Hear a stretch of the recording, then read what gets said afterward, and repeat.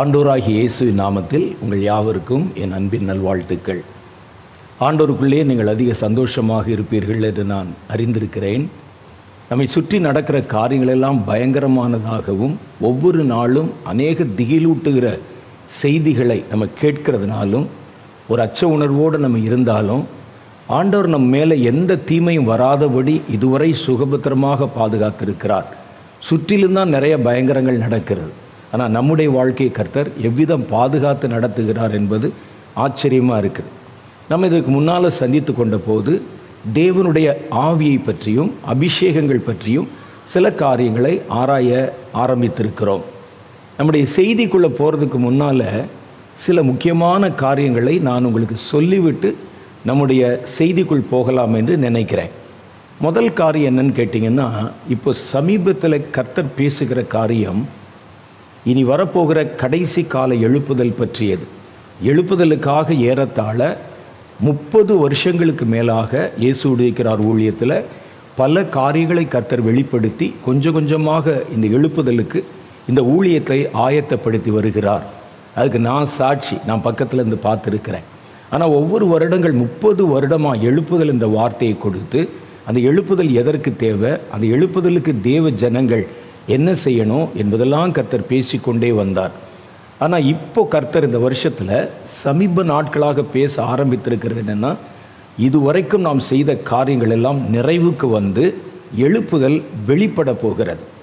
அது ரொம்ப சீக்கிரமாக, ஒருவேளை கர்த்தர் பேசுகிற காரியங்களை அனுமானித்து பார்த்தால் இந்த வருஷத்தில் கர்த்தர் வாக்கு பண்ணின எழுப்புதல் வந்து விடுவதற்கு வாய்ப்பு இருக்கும் போல எனக்கு தோன்றுகிறது.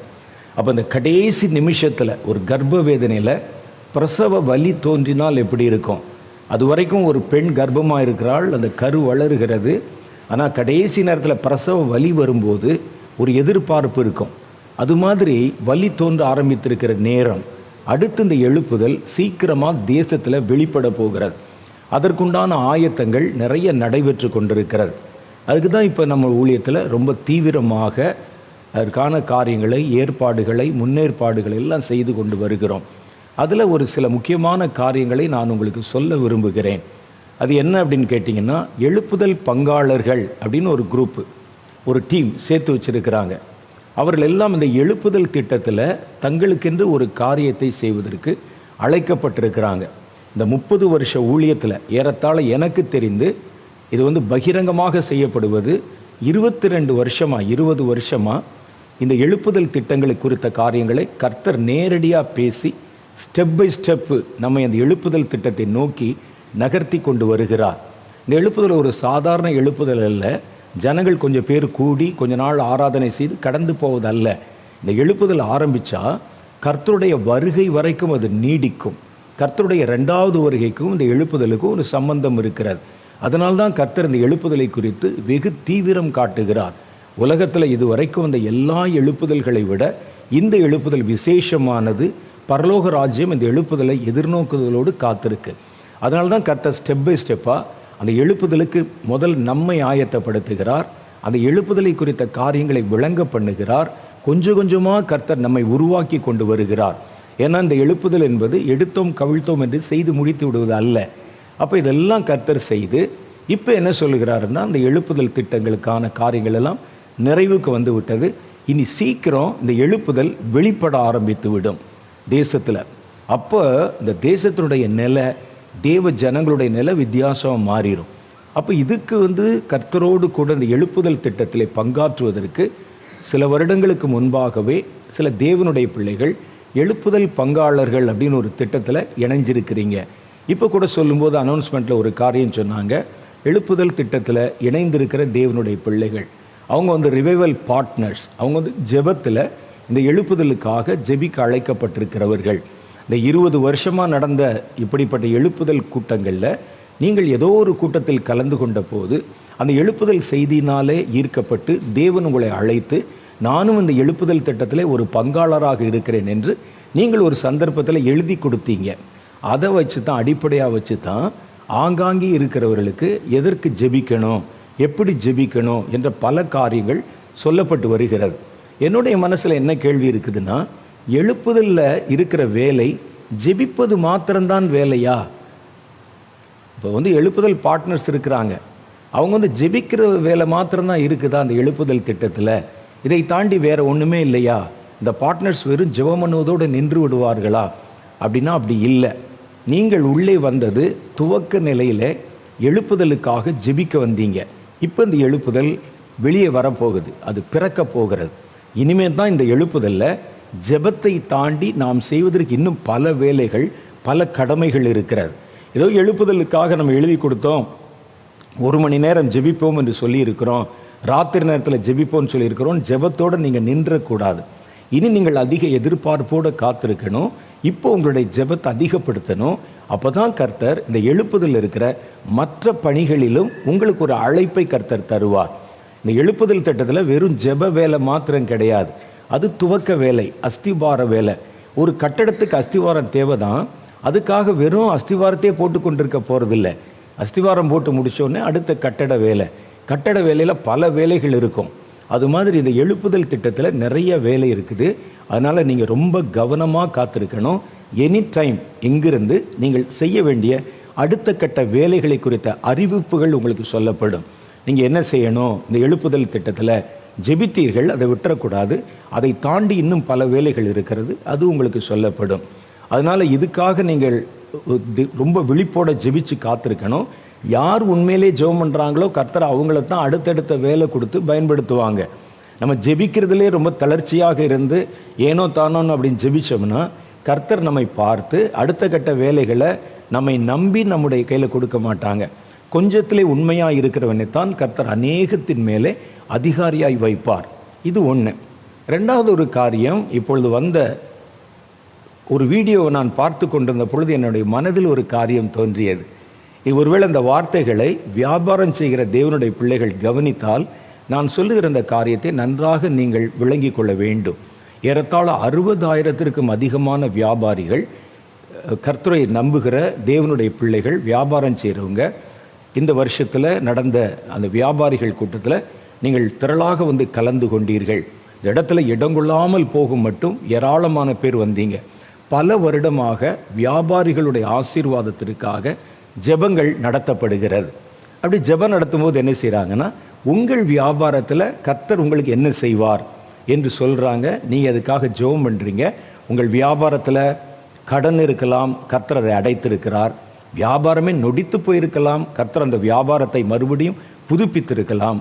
சில சாட்சி கேட்டோம், ஒரு வியாபாரம் வச்சுருந்தோம், இந்த கூட்டத்துக்கு வந்த பிறகு 2 வியாபாரமாய் மாறிவிட்டது. ஒருவேளை இந்த மாதிரி லாக்டவுன் பீரியடில் இனி வியாபாரமே செய்ய முடியாமல் போயிடுமோன்னு நாங்கள் நினச்சிருந்தோம். ஆனால் கர்த்தர் முந்தின நிலைமை விட பிந்தின நிலைமை எங்களுக்கு ஆசீர்வாதமாக மாற்றி கொடுத்தார். இந்த இடத்துல சொல்லப்பட்ட காரியங்கள், எங்களுக்காக செய்யப்பட்ட ஜெபங்களை கர்த்தர் பிரத்யட்சமாய் கவனித்து கேட்டார். 60,000 பேர் கூடியிருக்க இடத்துல கர்த்தர் இருந்தார், உலாவினார். நியாயமான நம்முடைய ஜெபங்களை கர்த்தர் கவனித்து அவைகள் எல்லாவற்றையும் அருள் செய்தார். நல்லது. உங்கள் வியாபாரத்தில் கர்த்தர் உங்களுக்கு உதவி செய்து விட்டார். கர்த்தர் உங்கள் கூட இருந்து காரியங்களை செய்தார். கர்த்தருடைய காரியத்தில் நீங்கள் என்ன செய்ய போகிறீங்க? அவர் உங்களுக்கு செஞ்சார்ல, வியாபாரத்தை 2ஆக்கி கொடுத்தாரு, வியாபாரத்தில் இன்னும் அதிக செழிப்பை கொடுத்தார், கடனை அடைத்தார், வியாபாரத்தை செழிக்க பண்ணார். ஒரு வியாபாரம் ஆரம்பிக்கன்னு நினச்சோம், ஒரு புதிய வியாபாரத்தை காமிச்சா நல்லா இருக்கிறோமில்ல. உங்கள் காரியத்தில் கர்த்தர் காரியங்களை செய்தார். கர்த்தருடைய காரியத்தில் நீங்கள் என்ன செய்ய போகிறீங்க? இந்த ஒரு கேள்வி வருகிறது. இதுவரைக்கும் நம்ம வந்தோம், நமக்காக ஜெபித்தோம், கர்த்தருடைய ஆசீர்வாதத்தை பெற்றுக்கொண்டோம். இனி அடுத்த ஒரு கட்டம் என்ன வருதுன்னு கேட்டால், இந்த வியாபாரிகள் தேவனுடைய திட்டங்களில் அவர்கள் எப்படி செயல்படணும், இந்த எழுப்புதலில் அவருடைய பங்கு என்ன என்பதை நீங்கள் தெரிந்து கொள்ளணும்.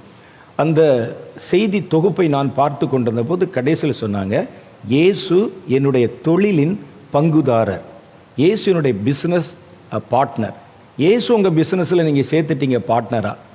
இயேசுனுடைய சித்தத்தில் நீங்கள் பார்ட்னராக சேர்ந்துருக்கீங்களா? அதை செய்யணும். ஏனென்றால் இனி வருகிற கடைசி காலங்களை குறித்து வேதத்தில் நீங்கள் தொடர்ந்து வாசிப்பீர்களானால், வியாபாரிகளுக்கு தான், கடைசி கால வியாபாரிகளுக்கு நிறைய கண்ணி இருக்கிறது, நிறைய சுருக்கு இருக்கிறது. வியாபாரங்களை ஒருங்கிணைத்து எல்லாவற்றையும் ஒரு கட்டுப்பாட்டுக்குள்ளே கொண்டு வந்து பேசணும்னா நிறைய பேசலாம். இனி கடைசி காலத்தில் வியாபாரம் பண்ணது ரொம்ப கஷ்டமாயிரும். ஆனால் அதுக்கு முன்னால் கர்த்தர் அதிலிருந்து தப்பிக்கிற போக்கை நமக்கு கொடுத்து நம்முடைய வியாபாரங்களை தன்னுடைய கட்டுப்பாட்டுக்குள்ளே கர்த்தர் கொண்டு வர விரும்புகிறார். அப்போ ஆண்டவர் உங்களுடைய காரியத்தில் இவ்வளவு செய்யும்போது கர்த்தரை உங்களுடைய கம்பெனியில், உங்கள் தொழிலில், வியாபாரத்தில், பிஸ்னஸில் பங்குதாரராக சேர்த்த நீங்கள் கர்த்தருடைய சித்தத்திலையும் திட்டத்திலையும் நீங்கள் பங்குதாரராக போய் சேர்ந்துடணும். அப்போ அதற்கான சில திட்டங்கள் இப்பொழுது வரைவுகள் தயாரிக்கப்படுகிறது. ஜெபத்தில் காத்திருந்து மோகன் அண்ணன் அவர்கள் நிறைய திட்டங்கள், எப்படி வியாபாரிகளை கர்த்தருடைய சித்தத்தில் நம்ம பங்காளர்களாக்குகிறோம், அவர்களுடைய கடமை என்ன அப்படிங்கிற காரியமெல்லாம் நிறையா சொல்லியிருக்கிறாங்க. நான் என்ன உங்களிடத்தில் எதிர்பார்க்குறேன்னா, உங்களுடைய ஆசீர்வாதத்திற்காக, தொழில் ஆசீர்வாதத்திற்காக இயேசுவை தேடி 60,000 பேர் வந்தால் அந்த இயேசுவின் காரியத்தில் பங்கு பெறுவதற்கு நீங்கள் இது மாதிரி இன்னும் 1 மடங்கு பேர் வரணும். ஆண்டவரிடத்துலேருந்து வாங்குவது மாத்திரமல்ல, ஆண்டவருக்கு கொடுக்க தெரியணும். ஆண்டவருடைய திட்டத்திலே சித்தத்திலே இணைந்து கொள்ள தெரியணும். அவர் உங்களோட பங்குதாரராய் மாறின மாதிரி நீங்கள் அவருடைய திட்டத்தில் சித்தத்திலும் பங்குதாரராய் மாறணும். அப்போ அந்த கடைசி காலத்தில் வியாபாரத்தின் மேலே தான் சாத்தானுடைய குறி இருக்கும். நீங்கள் வெளிப்படுத்தின விசேஷத்தில் வாசித்து பார்த்தா திரளான தண்ணீர்கள் மேல் அமர்ந்திருந்த ஒரு ஸ்திரீயை குறித்தும் அவளுக்கு பக்கபலமாக இருந்த உலகத்தினுடைய வணிகர்கள், வியாபாரிகளை குறித்தும் நிறைய வசனம் சொல்லுகிறது. இந்த கடைசி காலத்தில் இந்த பயங்கரங்கள் இருக்கிறதுனால நீங்கள் கர்த்தரோடு கூட இன்னும் உங்களை பொறித்து கொள்வது தான் உங்களுடைய ஜீவனையும் உங்களுடைய தொழிலையும் பாதுகாப்பதற்கு சிறந்த ஒரு வழி. அதுக்காக இப்போ ஜெபம் பண்ணி அடுத்த கட்டத்தில் நீங்கள் கர்த்தருக்கு என்ன செய்யணும் என்பதற்காக அநேக திட்டங்களை இப்பொழுது தேவனுடைய பாதத்தில் வைத்து கேட்டு செஞ்சுக்கிட்டு இருக்கிறாங்க. திடீர்னு உங்களுக்கு ஒரு அழைப்பு வரும். திடீர்னு நீங்கள் என்ன செய்ய வேண்டும் என்கிற காரியத்தை குறித்து உங்ககிட்ட பேசுவாங்க. அப்பொழுது நீங்கள் இதிலே முனைப்பு காட்ட வேண்டும். நம்ம பெற்றுக்கொள்வதை விட நம்ம கொடுப்பது சிறப்பு என்று கர்த்தருடைய வேதம் சொல்லுது. அதனால் தேவனுடைய திட்டத்தில் இணைந்து கொள்ளுங்கள். எழுப்புதல் எனி டைம் வந்துடும், எப்போ வேண்டுமானாலும் எழுப்புதல் வந்துடும். அந்த எழுப்புதலில் எல்லாருக்கும் ஒரு பங்கு இருக்கிறது. நம்முடைய பங்கு என்ன என்பதை தெரிந்து கொள்ளணும். இப்போ இந்த ஊழியம், இப்போ நீங்கள் எங்களை ஸ்க்ரீனில் பார்க்குறீங்க, ஆனால் ஸ்க்ரீனுக்கு பின்னால் அந்த ஊழியம், இப்போ இந்த ஊழியம் என்ன நடக்கிறதுன்னு கேட்டால் கர்ப்ப வேதனைப்பட்டு கொண்டிருக்கிறது. ஊழியத்தில் மேலிருந்து கீழே வரைக்கும் இந்த எழுப்புதல் பிறப்பதற்கு முன்னால் செய்யப்பட வேண்டிய ஆயத்தங்களில் இயேசு விடுவிக்கிறார் ஊழியம் கர்ப்ப வேதனைப்பட்டு கொண்டிருக்கிறது. ஏன்னா உலக அரங்கில் உலகம் முழுவதும் வியாபிக்க போகிற உலக எழுப்புதலுக்கு கர்த்தர் தெரிந்து கொண்ட பாத்திரமும், கர்த்தர் தெரிந்து கொண்ட ஊழியமும், கர்த்தர் தம்முடைய தரிசனத்தை அவர் கொடுத்திருக்கிற இடமும் இந்த ஊழியம் என்பதில் எனக்கு எந்த சந்தேகமும் இல்லை. அதை கர்த்தர் 20 வருடங்களாக எங்களோட பேசி நிரூபித்து காண்பித்திருக்கிறார். அப்போ நம்ம எதுக்காக ஓடினோமோ, எதுக்காக அலைஞ்சோமோ, எதுக்காக பிரயாசப்பட்டோமோ அந்த பலன் கிடைக்க போகிற நேரம். அதனால் எல்லாம் இங்கே கர்ப்பவேதனைப்படுறாங்க. இந்த நிகழ்ச்சியை பார்க்குற நீங்கள், இந்த நிகழ்ச்சியின் மூலம் ஆசீர்வாதத்தை பெற்றுக்கொண்ட நீங்கள், ஆசீர்வாதத்தை பெற்றுக்கொண்டதோடு மாத்திரமல்ல, இவர்களுடைய கர்ப்பவேதனையில் உங்களுடைய பங்களிப்பையும் நீங்கள் கொடுக்கணும். ஏதோ ஒரு நிகழ்ச்சியை பார்த்தோம், ஜெபிச்சாங்க, அற்புதம் கிடைத்தது, அதோடு நின்று விடக்கூடாது. இந்த ஊழியம் என்ன செய்கிறது, கர்த்தர் இதற்கு என்ன தரிசனம் கொடுத்துருக்கிறாருன்னு நீங்கள் உங்களுடைய நன்றியை காமிக்கணும். என்னையும் அந்த திட்டங்களில் இணைத்து கொள்ளுங்க. நான் என்ன செய்யணும், ஜெபிக்கணுமா, அல்லது இந்த காரியத்திற்காக சுவிசேஷம் அறிவிக்கணுமா, ஆண்டவர் விரும்புகிற அந்த எழுப்புதல்ல என்னுடைய பங்களிப்பு என்னவாக இருக்கணும்னு சொல்லி இந்த நிகழ்ச்சியில் பங்கு பெற்று இந்த நிகழ்ச்சியின் மூலம் ஆசீர்வதிக்கப்பட்ட பெரியோர், சிறியோர், அறிந்தோர், அறியாதோர் எல்லாரும் சிந்திக்கணும். நீங்கள் அதற்கான திட்டங்கள் செயல்படுத்தப்பட போகிறது. வெறும் ஜெப குறிப்பு மாத்திரம் நீங்கள் எழுதி அனுப்பாமல், இப்படி ஒரு பெரிய திட்டத்தை கர்த்தர் தந்திருக்கிறாராமே, எங்களை இந்த திட்டத்தில் இணைத்து கொள்ளுங்க, நாங்களும் இந்த திட்டத்தில் ஏதாவது எங்களால் இயன்ற காரியத்தை செய்வதற்கு நாங்கள் முயற்சி பண்ணுகிறோம் அப்படின்னு சொல்லி நீங்கள் உங்கள் கடிதத்தில், நிறைய கடிதங்களில் எழுதணும். எழுதி உங்களுடைய நன்றியை தேவனோடு கூட இணைத்து கொள்ளணும். கடைசி காலத்தில் கர்த்தரோடு உங்களுடைய ஓட்டத்தையும் வாழ்க்கை இணைத்து கொள்வது தான் உங்களுக்கு ஒரு பூர்ணமான பாதுகாப்பை கொடுக்கும் என்பதை மறந்துவிடக்கூடாது. சரி, இன்றைக்கி நம்ம என்ன செய்ய போகிறோம், நம்ம இதுவரைக்கும் பார்த்து கொண்டிருந்த கர்த்தருடைய அபிஷேகங்கள், கர்த்தருடைய அபிஷேகங்களை பற்றியும் கர்த்தருடைய ஆவிகளை பற்றியும் சில காரியங்களை நம்ம ஆழமாக தியானித்து வருகிறோம். உங்களுக்கு ஞாபகம் இல்லை, நம்ம முதல் முறை சந்தித்த போது கர்த்தர் இந்த வருஷத்தில் ஒரு வாக்குத்தத்தம் கொடுத்தார். கர்த்தர் தம்முடைய அபிஷேகங்களை, சில அபிஷேகங்களை கட்டவிழ்க்க போகிறார். கர்த்தருடைய ஆவி என்பது 7 ஆவி இருக்கிறதாக கர்த்தருடைய வேதம் சொல்லுகிறது. வெளிப்படுத்தின விசேஷம் 4வது அதிகாரம் 5வது வசனத்தில் படிச்சிங்கன்னா 7 ஆவிகளை பற்றி, கர்த்தருடைய 7 ஆவிகளை பற்றி செய்தி அதிலே சொல்லப்பட்டிருக்கிறது. வெளிப்படுத்தின விசேஷம் 5வது அதிகாரம் 6வது வசனத்தில் நீங்கள் படிச்சீங்கன்னா, பூமி முழுவதும் அனுப்பப்பட போகிற கர்த்தருடைய 7 ஆவிகளாம் என்று எழுதியிருக்கிறது. இந்த விசேஷமாக கர்த்தருடைய 7 ஆவி, அந்த ஆவி என்ன செய்யும்னா, அவைகள் பூமியிலே அனுப்பப்படுவதற்காக வைக்கப்பட்டிருக்கின்றன. அந்த 7மே 7 விதமான அபிஷேகங்கள். நீங்களும் நானும் பொதுவாக ஒரு அபிஷேகத்தை பற்றி நம்ம நினைக்கிறோம். அபிஷேகம் என்றால் நம்ம காத்திருக்கிறோம், கர்த்தர் தம்முடைய ஆவியை கொடுக்கிறாருன்னு. நீங்கள் நல்லா கவனித்து பார்த்தீங்கன்னா, அபிஷேகத்திலே வித்தியாசம் இருக்கிறது. ஒவ்வொருவருக்கும் தேவன் கொடுத்த அபிஷேகத்தில் வித்தியாசமான அபிஷேகங்கள் கிரியை செய்த பார்க்க முடியும். கர்த்தருடைய ஆவி 7 ஆவிகள் பரலோகத்தில் வைக்கப்பட்டிருக்கிறது. கர்த்தருடைய ஆவியிலே 7 தன்மை இருக்கிறது. அந்த ஆவிகள் பூமியிலே அனுப்பப்படுவதற்காக வைக்கப்பட்டிருக்கிறது. வெளிப்படுத்தல் 5வது அதிகாரம் 6வது வசனத்திலே சொல்லப்படுகிறது. பூமியில் எதுக்கு அனுப்புகிறாங்க? பூமியிலே மனிதர்களை கொண்டு தனக்கு பெரிய காரியங்களை செய்ய வைக்கத்தான் இந்த அபிஷேகத்தை கர்த்தர் நமக்கு வாக்குத்தத்தம் பண்ணுகிறார். இந்த ஆவியை கர்த்தர் அனுப்பும்போது இது சும்மா அப்படி பூமியில் சுற்றி வர்றதில்லை. பூமியிலே இந்த ஆவி செயல்படணும்னா ஒரு மனுஷனுக்குள்ளிருந்து மனுஷர் வழியாய்த்தான் செயல்படணும். அதுதான் தேவனுடைய திட்டம், தேவனுடைய நியதி. அதனால தான் ஆண்டவர் என்ன செய்கிறார்னா, மனிதர்களை அபிஷேகம் பண்ணி அவர்கள் மூலமாக அவர் கிரியை செய்கிறார். அப்போ இந்த அபிஷேகம் நமக்கு எதுக்கு தேவை அப்படின்னு கேட்டிங்கன்னா, ஒவ்வொரு மனிதனுக்குள்ளும் ஒரு ஆவி இருக்கிறது. ஆவி இல்லாவிட்டால் ஒரு மனிதன் பிரேதமாகி விடுகிறான். அவனால் எந்த பயனும் இல்லை. கை நல்லா இருக்கும், வேலை செய்யாது. கண்ணு நல்லா இருக்கும், பார்க்காது. மூக்கு நல்லா இருக்கும், சுவாசிக்காது. அதற்கு எந்த உணர்வும் இருக்காது. அப்போ ஒரு மனிதனை இயக்குவது ஆவிதான். அந்த மனிதனுடைய ஆவி என்ன செய்யுதுன்னா, அவனுக்கு தேவையான அளவிற்கான இயக்கத்தை அவனுக்குள்ளே கொடுக்கிறது. நான் உயிர் வாழ்வதற்கு, நான் பேசுவதற்கு, நான் கம்யூனிகேஷன் கொள்வதற்கு, நான் ஒரு வேலை செய்வதற்கு, நான் சம்பாதிப்பதற்கு, நான் என்னுடைய காரியத்தை பார்த்து கொள்வதற்கு, அந்த அளவுக்கு தான் அந்த ஆவி பலம் இருக்கிறது. அந்த ஆவிக்கு மிஞ்சி போனால் அது என்ன செய்யும்? அவருடைய குடும்பத்துக்கு வேலை செய்யும், தனக்கு தெரிந்தவர்களுக்கு வேலை செய்யும். அந்த அளவு சக்தி தான் ஒரு மனிதனுடைய ஆவிக்கு கொடுக்கப்பட்டிருக்கிறது.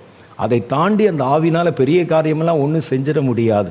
இந்த உலகத்தில் ஒரு மனிதன் வாழ்வதற்கும் தனக்காகவும் தன்னை சார்ந்தவர்களுக்காகவும் வாழ்வதற்காக இந்த ஆவி ஒரு மனிதனுக்குள்ளே இயங்குகிறது. எந்த ஆவி? மனுஷனுடைய ஆவி. அவ்வளோதான் அவனுடைய பவர். அதை தாண்டி அவன் என்ன செய்ய முடியும்? ஆனால் அதே மனிதன் தனக்கு மாத்திரமல்ல, கர்த்தருக்கு வேலை செய்கிறான். தன்னுடைய ஆவியினால் செய்ய முடியாத காரியத்தை செய்ய வைக்கணும். அவனுடைய பவர் இவ்வளவுதான். அதற்கு மேலே வேறொரு பவர் இருக்கிறது. தேவனுக்கு நீங்கள் செய்யணும்னா வெறும் உங்கள் ஆவியை வச்சு உங்களால் செய்ய முடியாது. தேவனுக்கு ஒரு பெரிய காரியத்தை செய்யணும்னா கர்த்தருடைய ஆவி அதற்குத்தான் அந்த அபிஷேகத்தை நமக்கு கொடுக்கிறார். அப்போ அபிஷேகம் எதற்கு என்று நம்ம யோசித்து பார்த்தா, தேவனுக்கு மனிதனால் செய்ய முடியாத பெரிய காரியங்களை செய்வதற்கு கர்த்தரால் கொடுக்கப்பட்ட ஆவியின் பலம், ஆவிதான் அபிஷேகம். அப்போ அந்த அபிஷேகத்தை ஒருவன் பெற்றாலே அவன் தன்னால் முடிந்ததை தாண்டி தேவனுக்குன்னு பெரிய காரியங்களை செய்ய அழைக்கப்பட்டிருக்கிறான் என்பதுதான் பொருள். இப்போ இதை வச்சு நீங்கள் உங்களை யோசித்து பார்த்தீங்கன்னா, நீங்கள் ஆவியிலே நிறைந்து செய்வதாக காணப்படுகிற காரியங்கள் அது ஆவியினால தான் செய்ய முடியும், பரிசுத்த ஆவியினால தான் செய்ய முடியுமா? இதை வெறும் உங்கள் ஆவியை வச்சே செஞ்சிடலாமா அப்படின்னு நீங்கள் யோசித்து பார்க்கணும். ஒரு ஜெபம் பண்ணுகிறேன் நான். அப்போ ஜெபம் பண்ணும்போது ஏன் சொந்த ஆவியிலே நான் ஜெபம் பண்ண முடியும்? அதே காரியத்தை தான் நான் அபிஷேகத்தை கொண்டும் செயல்படுத்துகிறேன் என்றால், நீங்கள் அபிஷேகத்தை பயன்படுத்த வேண்டிய விதத்தில் பயன்படுத்தவில்லை என்பது பொருள். உங்கள் ஆவியிலே செய்ய முடிஞ்ச காரியத்துக்கு எதுக்கு பரிசுத்த ஆவி? உங்களால் செய்ய முடிஞ்ச அளவுக்கு பலமுள்ள காரியத்தை செய்வதற்கு எதற்கு பரிசுத்த ஆவி? ஒரு மனிதனுடைய ஆவினால் செய்ய முடியாத காரியத்தை செய்ய வைக்கத்தான் உபரியாக, எக்ஸ்ட்ராவாக கர்த்தர் தம்முடைய அபிஷேகத்தை கொடுத்திருக்கிறார்.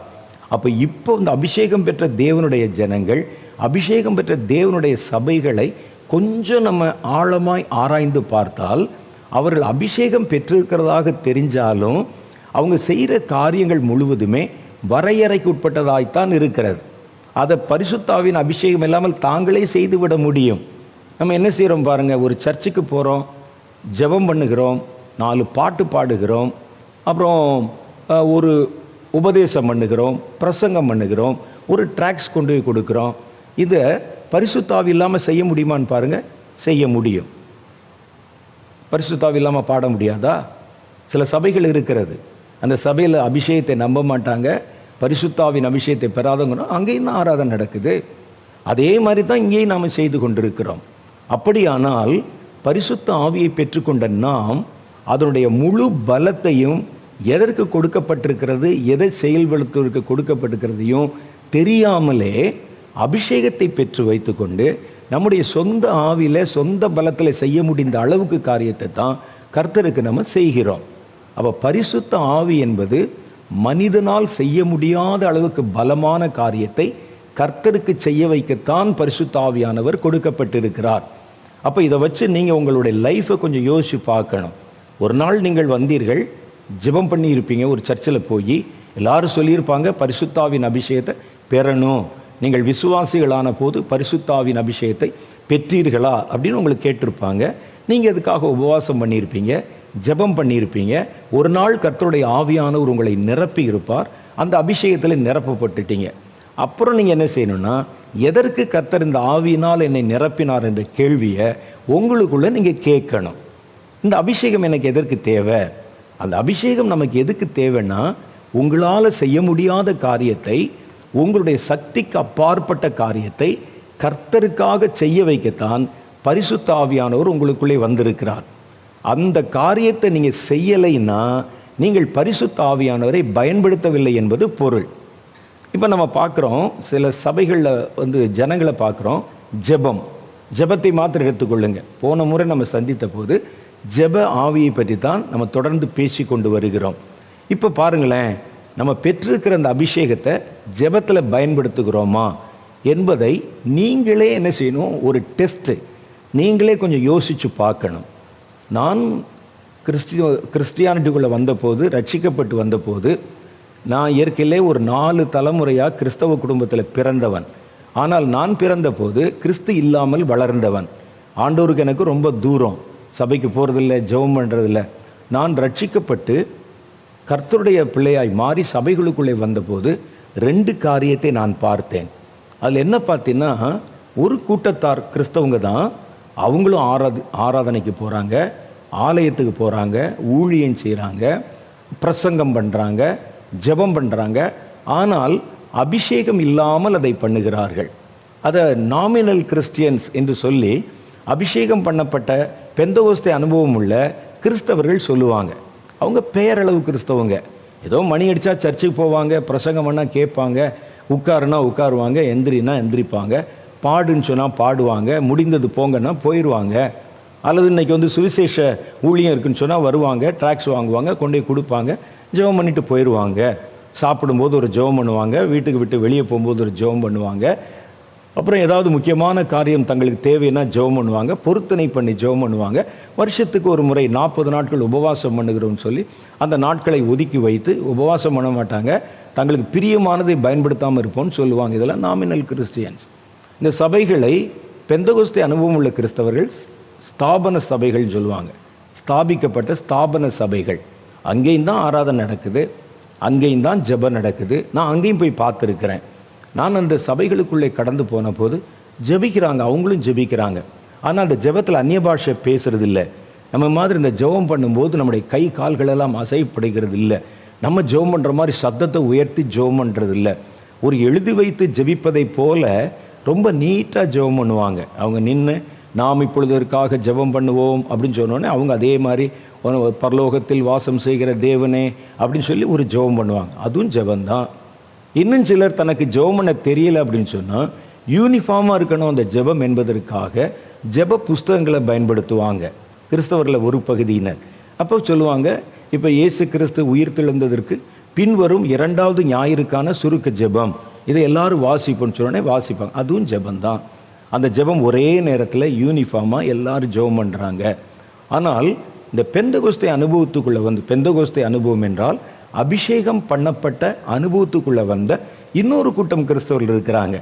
அவங்க ஜெபம் கொஞ்சம் வித்தியாசமாக இருக்கிறது. நம்ம போய் பார்த்தா தெரியுது. அவங்க என்ன செய்கிறாங்க அப்படின்னு சொன்னால், சத்தத்தை கொஞ்சம் உயர்த்தி கொஞ்சம் உணர்ச்சி பூர்வமாக ஜெபம் பண்ணுறாங்க. அவ்வளோதான். கொஞ்சம் உணர்ச்சி பூர்வமாக, கொஞ்சம் கண்ணீர், கொஞ்சம் அவர்கள் ஜெபம் பண்ணும்போது ஒரு இன்வால்மெண்ட்டு, இடையில கொஞ்சம் அந்நிய பாஷை, கையெல்லாம் நடுங்கும், அப்படி தான் ஜெபம் பண்ணுகிறார்கள். இவர்கள் பண்ணுகிற ஜெபத்தில் இது மாத்திரம்தான் மிஸ்ஸிங். 2 கருத்தும் ஒரே கருத்து தான், ஒரே மாதிரி தான் ஜெபம். இதில் கொஞ்சம் உணர்ச்சி வசப்பட்டு உணர்ச்சியோடு கூட மனம் விட்டு ஜெபம் பண்ணுற மாதிரி தெரிகிறது. நான் இப்போ என்ன கேட்குறேன்னா, இந்த மனம் விட்டு நம்ம உணர்ச்சி வசப்பட்டு நம்ம ஜெபம் பண்ணுறமே ஒரு காரியத்தை, இந்த அளவு ஜெபத்தை செய்ய வைக்கத்தான் பரிசுத்த ஆவியானவர் உங்களை ஜெப ஆவியினால் நிரப்பி இருக்கிறாரா அப்படின்னு ஒரு கேள்வி வருது. இதுதானா? இதுக்கு என்ன வித்தியாசம்? ரெண்டையும் நீங்கள் பொருத்தி பார்த்தீங்கன்னா கொஞ்சம் வித்தியாசம்தான் இருக்கிறது. ஒரு ஜெபக்குறிப்பை சொல்கிறாங்க, அப்போ அவங்களுக்கு ஜெபக்குறிப்பு சொன்ன உடனே முன்னால் நம்ம ஜெபம் பண்ணுறோம், கொஞ்சம் சத்தத்தை உயர்த்தி கொஞ்சம் ஆர்ப்பாட்டமாக ஜெபம் பண்ணுறோம், ஆவியில் நிறைந்து ஜெபம் பண்ணுவதாக நம்ம நினைத்து கொள்ளுகிறோம், அல்லது அப்படியே நம்ம ஜெபம் பண்ணுகிறோம். எனக்கு என்ன கேள்வினா, அவங்க பண்ண ஜெபத்துக்கும் இதுக்கும் இந்த சின்ன வித்தியாசம் தானே இருக்கிறது, பெரிய அளவில் ஒன்றும் பெரிய வித்தியாசம் இல்லையே. அப்போ இந்த சின்ன வித்தியாசமான ஜெபத்தை ஜெபிக்க வைக்கத்தான் பரிசுத்த ஆவியானவர் உங்களை ஆவியிலே நிரப்பி இருக்கிறாரா? ஒரு நீங்கள் சொல்லுவீங்க, ஜெபம் பண்ணும்போது நாங்கள்லாம் அழுகிறோமே, சரி அழ வைக்கத்தான் ஆவியானவர் நிரப்பி இருக்கிறாரா? அல்லது ஆவியானவர் இதை தாண்டி உங்களை வேறு விதமாய் உயர்ந்த விதத்திலே ஜெபிக்க வைப்பதற்கு இந்த அபிஷேகத்தில் நிரப்பி இருக்கிறாரா? நம்ம பெற்றுக்கொண்ட அபிஷேகத்தை முழுமையாக பயன்படுத்தி இருக்கிறோமா, அல்லது அறகுறையாக பயன்படுத்திட்டு இருக்கிறோமா? நம்ம கொஞ்சமாக பயன்படுத்தி கொண்டு இவ்வளவுதான் பரிசுத்த ஆவியானுடைய கிரியை என்று நம்மை நாமே ஏமாற்றி கொண்டிருக்கிறோமான்னு பார்க்கணும். இப்போ அங்கேயும் என்ன செய்வாங்கன்னு சொன்னால், சில ஞாயிற்றுக்கிழமையில் நிறைய சர்ச்சில், அவைகள் ஸ்தாபன சபைகள் என்று சொல்லப்படுகிற சபைகளில், ஞாயிற்றுக்கிழமை சர்வீஸ் எல்லாம் முடிஞ்ச பிறகு சாயந்தரத்தில் போய் பல இடங்களில் சுவிசேஷம் அறிவிப்பாங்க. சுவிசேஷம் அறிவித்து பல இடங்களில் வர்றாங்க. சுவிசேஷ அந்த பக்தி முயற்சி கூட்டங்கள் நடத்துவாங்க. போய் பல இடங்களில் பக்கத்தில் இருக்கிற கிராமங்களில் போய் சுவிசேஷம் அறிவிப்பாங்க. பெந்தகோஸ்தே அனுபவத்தில் இருக்கிற தேவனுடைய பிள்ளைகளும் அதே மாதிரி தான் போய் ட்ராக்ஸ் கொடுத்து மெகாஃபோன் வச்சு ஒரு சின்ன பிரசங்கம் பண்ணிட்டு வர்றாங்க. எனக்கு என்னமோ இது ரெண்டுலேயும் பெரிய வித்தியாசம் ஒன்றும் தெரியலை. காரணம் என்னன்னு கேட்டிங்க, சின்ன சின்ன வித்தியாசம்தான் இருக்குது. இந்த ஒரு சின்ன வித்தியாசத்தை செய்ய வைக்கத்தானா ஆவியானவர் நம்மை நிரப்பி இருக்கிறார். இதற்குத்தானே அவர் பரலோகத்திலிருந்து இறங்கி வந்தார். மனிதன் செய்கிறதுலேயே ஒரு ஸ்டெப்பு மேலே இவ்வளவு செய்வதுதான் பரிசுத்த ஆவியானவரா? பரிசுத்த ஆவியானவரை குறித்து நம்ம புரிந்து கொண்ட விதம் ரொம்ப கொஞ்சம். அவர் அப்படி அல்ல, அவரால் எதையும் செய்ய முடியும். சாதாரணமாக 2 பேர் சண்டை போடுறாங்க, 2 பேர் வெற்றி தோல்வி ஒருவேளை இவருக்கு கிடைக்கலாம், அவருக்கு கிடைக்கலாம், அப்படி இருக்கும். ஒரு மனிதன் தன்னுடைய பலத்தை வைத்து சண்டை போட்டால் ஒரு ஆளோட சண்டை போட முடியும். கொஞ்சம் பலசாலியாக இருந்தால் 2 பேரோட சண்டை போட முடியும். இன்னும் கொஞ்சம் பலசாலியாக இருந்தால் 4 பேரோட சண்டை போட முடியும். இவ்வளோதானே மேக்சிமம் பண்ண முடியும், 10 பேரோட பண்ண முடியும். ஆனால் கர்த்தருடைய ஆவியானவர் இறங்கின போது சிம்சோன் 3000 பேரோடு சண்டை போட்டு ஜெயித்தானாம், தனி ஆளாக நின்று. அவருடைய கையில் பட்டயம் இல்லை, ஆயுதம் இல்லை, ஒரு உலர்ந்து போன எலும்பு இருந்தது. அவன் மேலே தேவனுடைய அபிஷேகம் இருந்தது. இந்த அபிஷேகம் இயற்கைக்கு மேற்பட்ட ஒரு மனிதனால் செய்ய முடியாத பெரிய காரியத்தை அவனை கொண்டு செய்ய வைத்தது. சிம்சோனுடைய கதையை நீங்கள் படித்து பாருங்கள். அங்கே நடந்த நிகழ்ச்சிகள் எல்லாமே இயற்கைக்கு மேற்பட்ட காரியம். அதான் கர்த்தருடைய பலம், அந்த அபிஷேகம். ஒரு மனிதன் இவ்வளவுதான் செய்வான் என்று நம்ம ஒரு திட்டம் வரையறை வச்சிருக்கிறோமே, அதை தாண்டி தேவனுக்கென்று செயல்பட வைக்கத்தான் பரிசுத்த ஆவியானவர் நமக்குள்ளே வந்திருக்கிறார். ஒரு மனிதன் ஒரு ஆளோட நேருக்கு நேர் சண்டை போட முடியும், கொஞ்சம் பலசாலினா 2 பேரோட சண்டை முடியும். கொஞ்சம் ப்ராக்டிஸ் பண்ணி ட்ரெயின் பண்ணி தன்னை பலப்படுத்தி கொண்டால் மிஞ்சி போனால் ஒரு 10 பேரோட சண்டை போட முடியும். ஆனால் இவர் 3000 பேரோட தனித்தின்று சண்டை போட்டு 3000 பேரையும் ஒரு சின்ன கழுதையின் தாடை எலும்பு வைத்து கொன்று ஒரு பெரிய வெற்றியை, பெரிய பெரிய மன்னர்கள் பெறுகிற அளவு வெற்றியை தனி ஒரு ஆளாக இருந்த பெற்றான். அது சிம்சோனுடைய சொந்த பலம் அல்ல. சொந்த பலமாக இருந்தால் ஆவியானவர் அவனை விட்டு விலகின பிறகு அவர் மாவரைத்து கொண்டிருந்திருக்க மாட்டான். அவன் கைலாக கொடுக்கிறவர்களை அழைத்து கொண்டு போன போது கூட கர்த்தருடைய அபிஷேகத்திற்கு மன்றாடினான். சிம்சோனுக்கு நல்லா தெரிஞ்சு போச்சு, ஜனங்களுக்கு தெரியாது. அது சிம்சோனுடைய பலம் நினச்சிக்கிட்டு இருந்தாங்க. சிம்சோனுக்கு தெரிந்து விட்டது, என் பலம் என்னை விட்டு போன பிறகு, அபிஷேகம் என்னை விட்டு போன பிறகு மாவரைக்கு கூட எனக்கு சக்தி இல்லை. நான் என்னை அந்த வேலைக்கு தான் பயன்படுத்தி கொண்டிருக்கிறாங்க. இப்போ என்னால் போய் எந்த ஜெயத்தையும் பெற முடியாது. என்னுடைய பலம் என்னுடைய ஆவியினாலேயோ என்னுடைய சரீரத்தினாலேயோ உண்டாகாமல் கர்த்தருடைய ஆவியினால் உண்டாயிருக்கிறது என்பதை தெளிவாக புரிந்து கொண்டான். அதனால தான் அங்கே போய் கடைசியில் ஜெபம் பண்ணினான், கர்த்தாவே இந்த ஒரு விசை என்னை நினைத்தருளும் என்றான். மறுபடியும் அந்த அபிஷேகம் அவன் மேல் இறங்கின போது அவர்கள் கூடியிருந்த கட்டடத்தை தனி மனிதனாய் கையிலே தள்ளிவிட்டான். இது யாராவது செய்ய முடியுமா? யோசிச்சு பாருங்க. அதனால தான் சொல்கிறோம், கர்த்தருடைய அபிஷேகத்தை நீங்கள் பெற்றுக்கொண்டால் அந்த அபிஷேகத்தை நம்ம எவ்வளோ தூரம் பயன்படுத்துகிறோம் என்ற பெர்சன்டேஜ் வித்தியாசம் இருக்குது. அப்போ முதல்ல நம்ம பரிசுத்த ஆவியை புரிந்து கொள்ள வேண்டும். அவர் மனிதர்கள் செய்கிறதுலேயே கொஞ்சம் மேலான காரியத்தை செய்வதற்கு அந்த அபிஷேகம் கொடுக்கப்படலை. கர்த்தரால் என்னென்ன செய்ய முடியுமோ அவற்றை உங்களை கொண்டு செய்ய வைக்கத்தான் கர்த்தருடைய ஆவி உங்களுக்குள்ளே இருக்கிறார். அந்த ஆவி உங்களுக்குள்ளே கொடுக்கப்பட்டிருக்கும் போது அவர் தன்னிச்சையாக செயல்பட முடியாமல் நீங்கள் எவ்வளோ தூரம் அனுமதிக்கிறீங்களோ அவ்வளோதான் அவரால் செயல்பட முடிகிறது. அப்போ நாம் என்ன செய்கிறோம்? நம்முடைய மனதில் இருக்கிற பேரியர்ஸ், இவ்வளோதான் நம்ம செயல்பட முடியும், பரிசுத்த ஆவியானவரை இவ்வளவுதான். நம்ம ஒருத்தர் சொன்ன உடனே கண்ணீரோட ஜெபம் பண்ண வைப்பார். 2 சொட்டு கண்ணீர் வரும், கொஞ்சம் பெருமூச்சு வரும், கொஞ்சம் அழுக வரும், கொஞ்சம் சத்தத்தை உயர்த்துவோம். இவ்வளவுதான் என்று நீங்கள் நினைத்திருக்கிற வரைக்கும் கர்த்தருடைய ஆவியானவர் அந்த அளவில் கிரியை செய்யத்தான் உங்களால் விட்டு கொடுக்க முடியும்.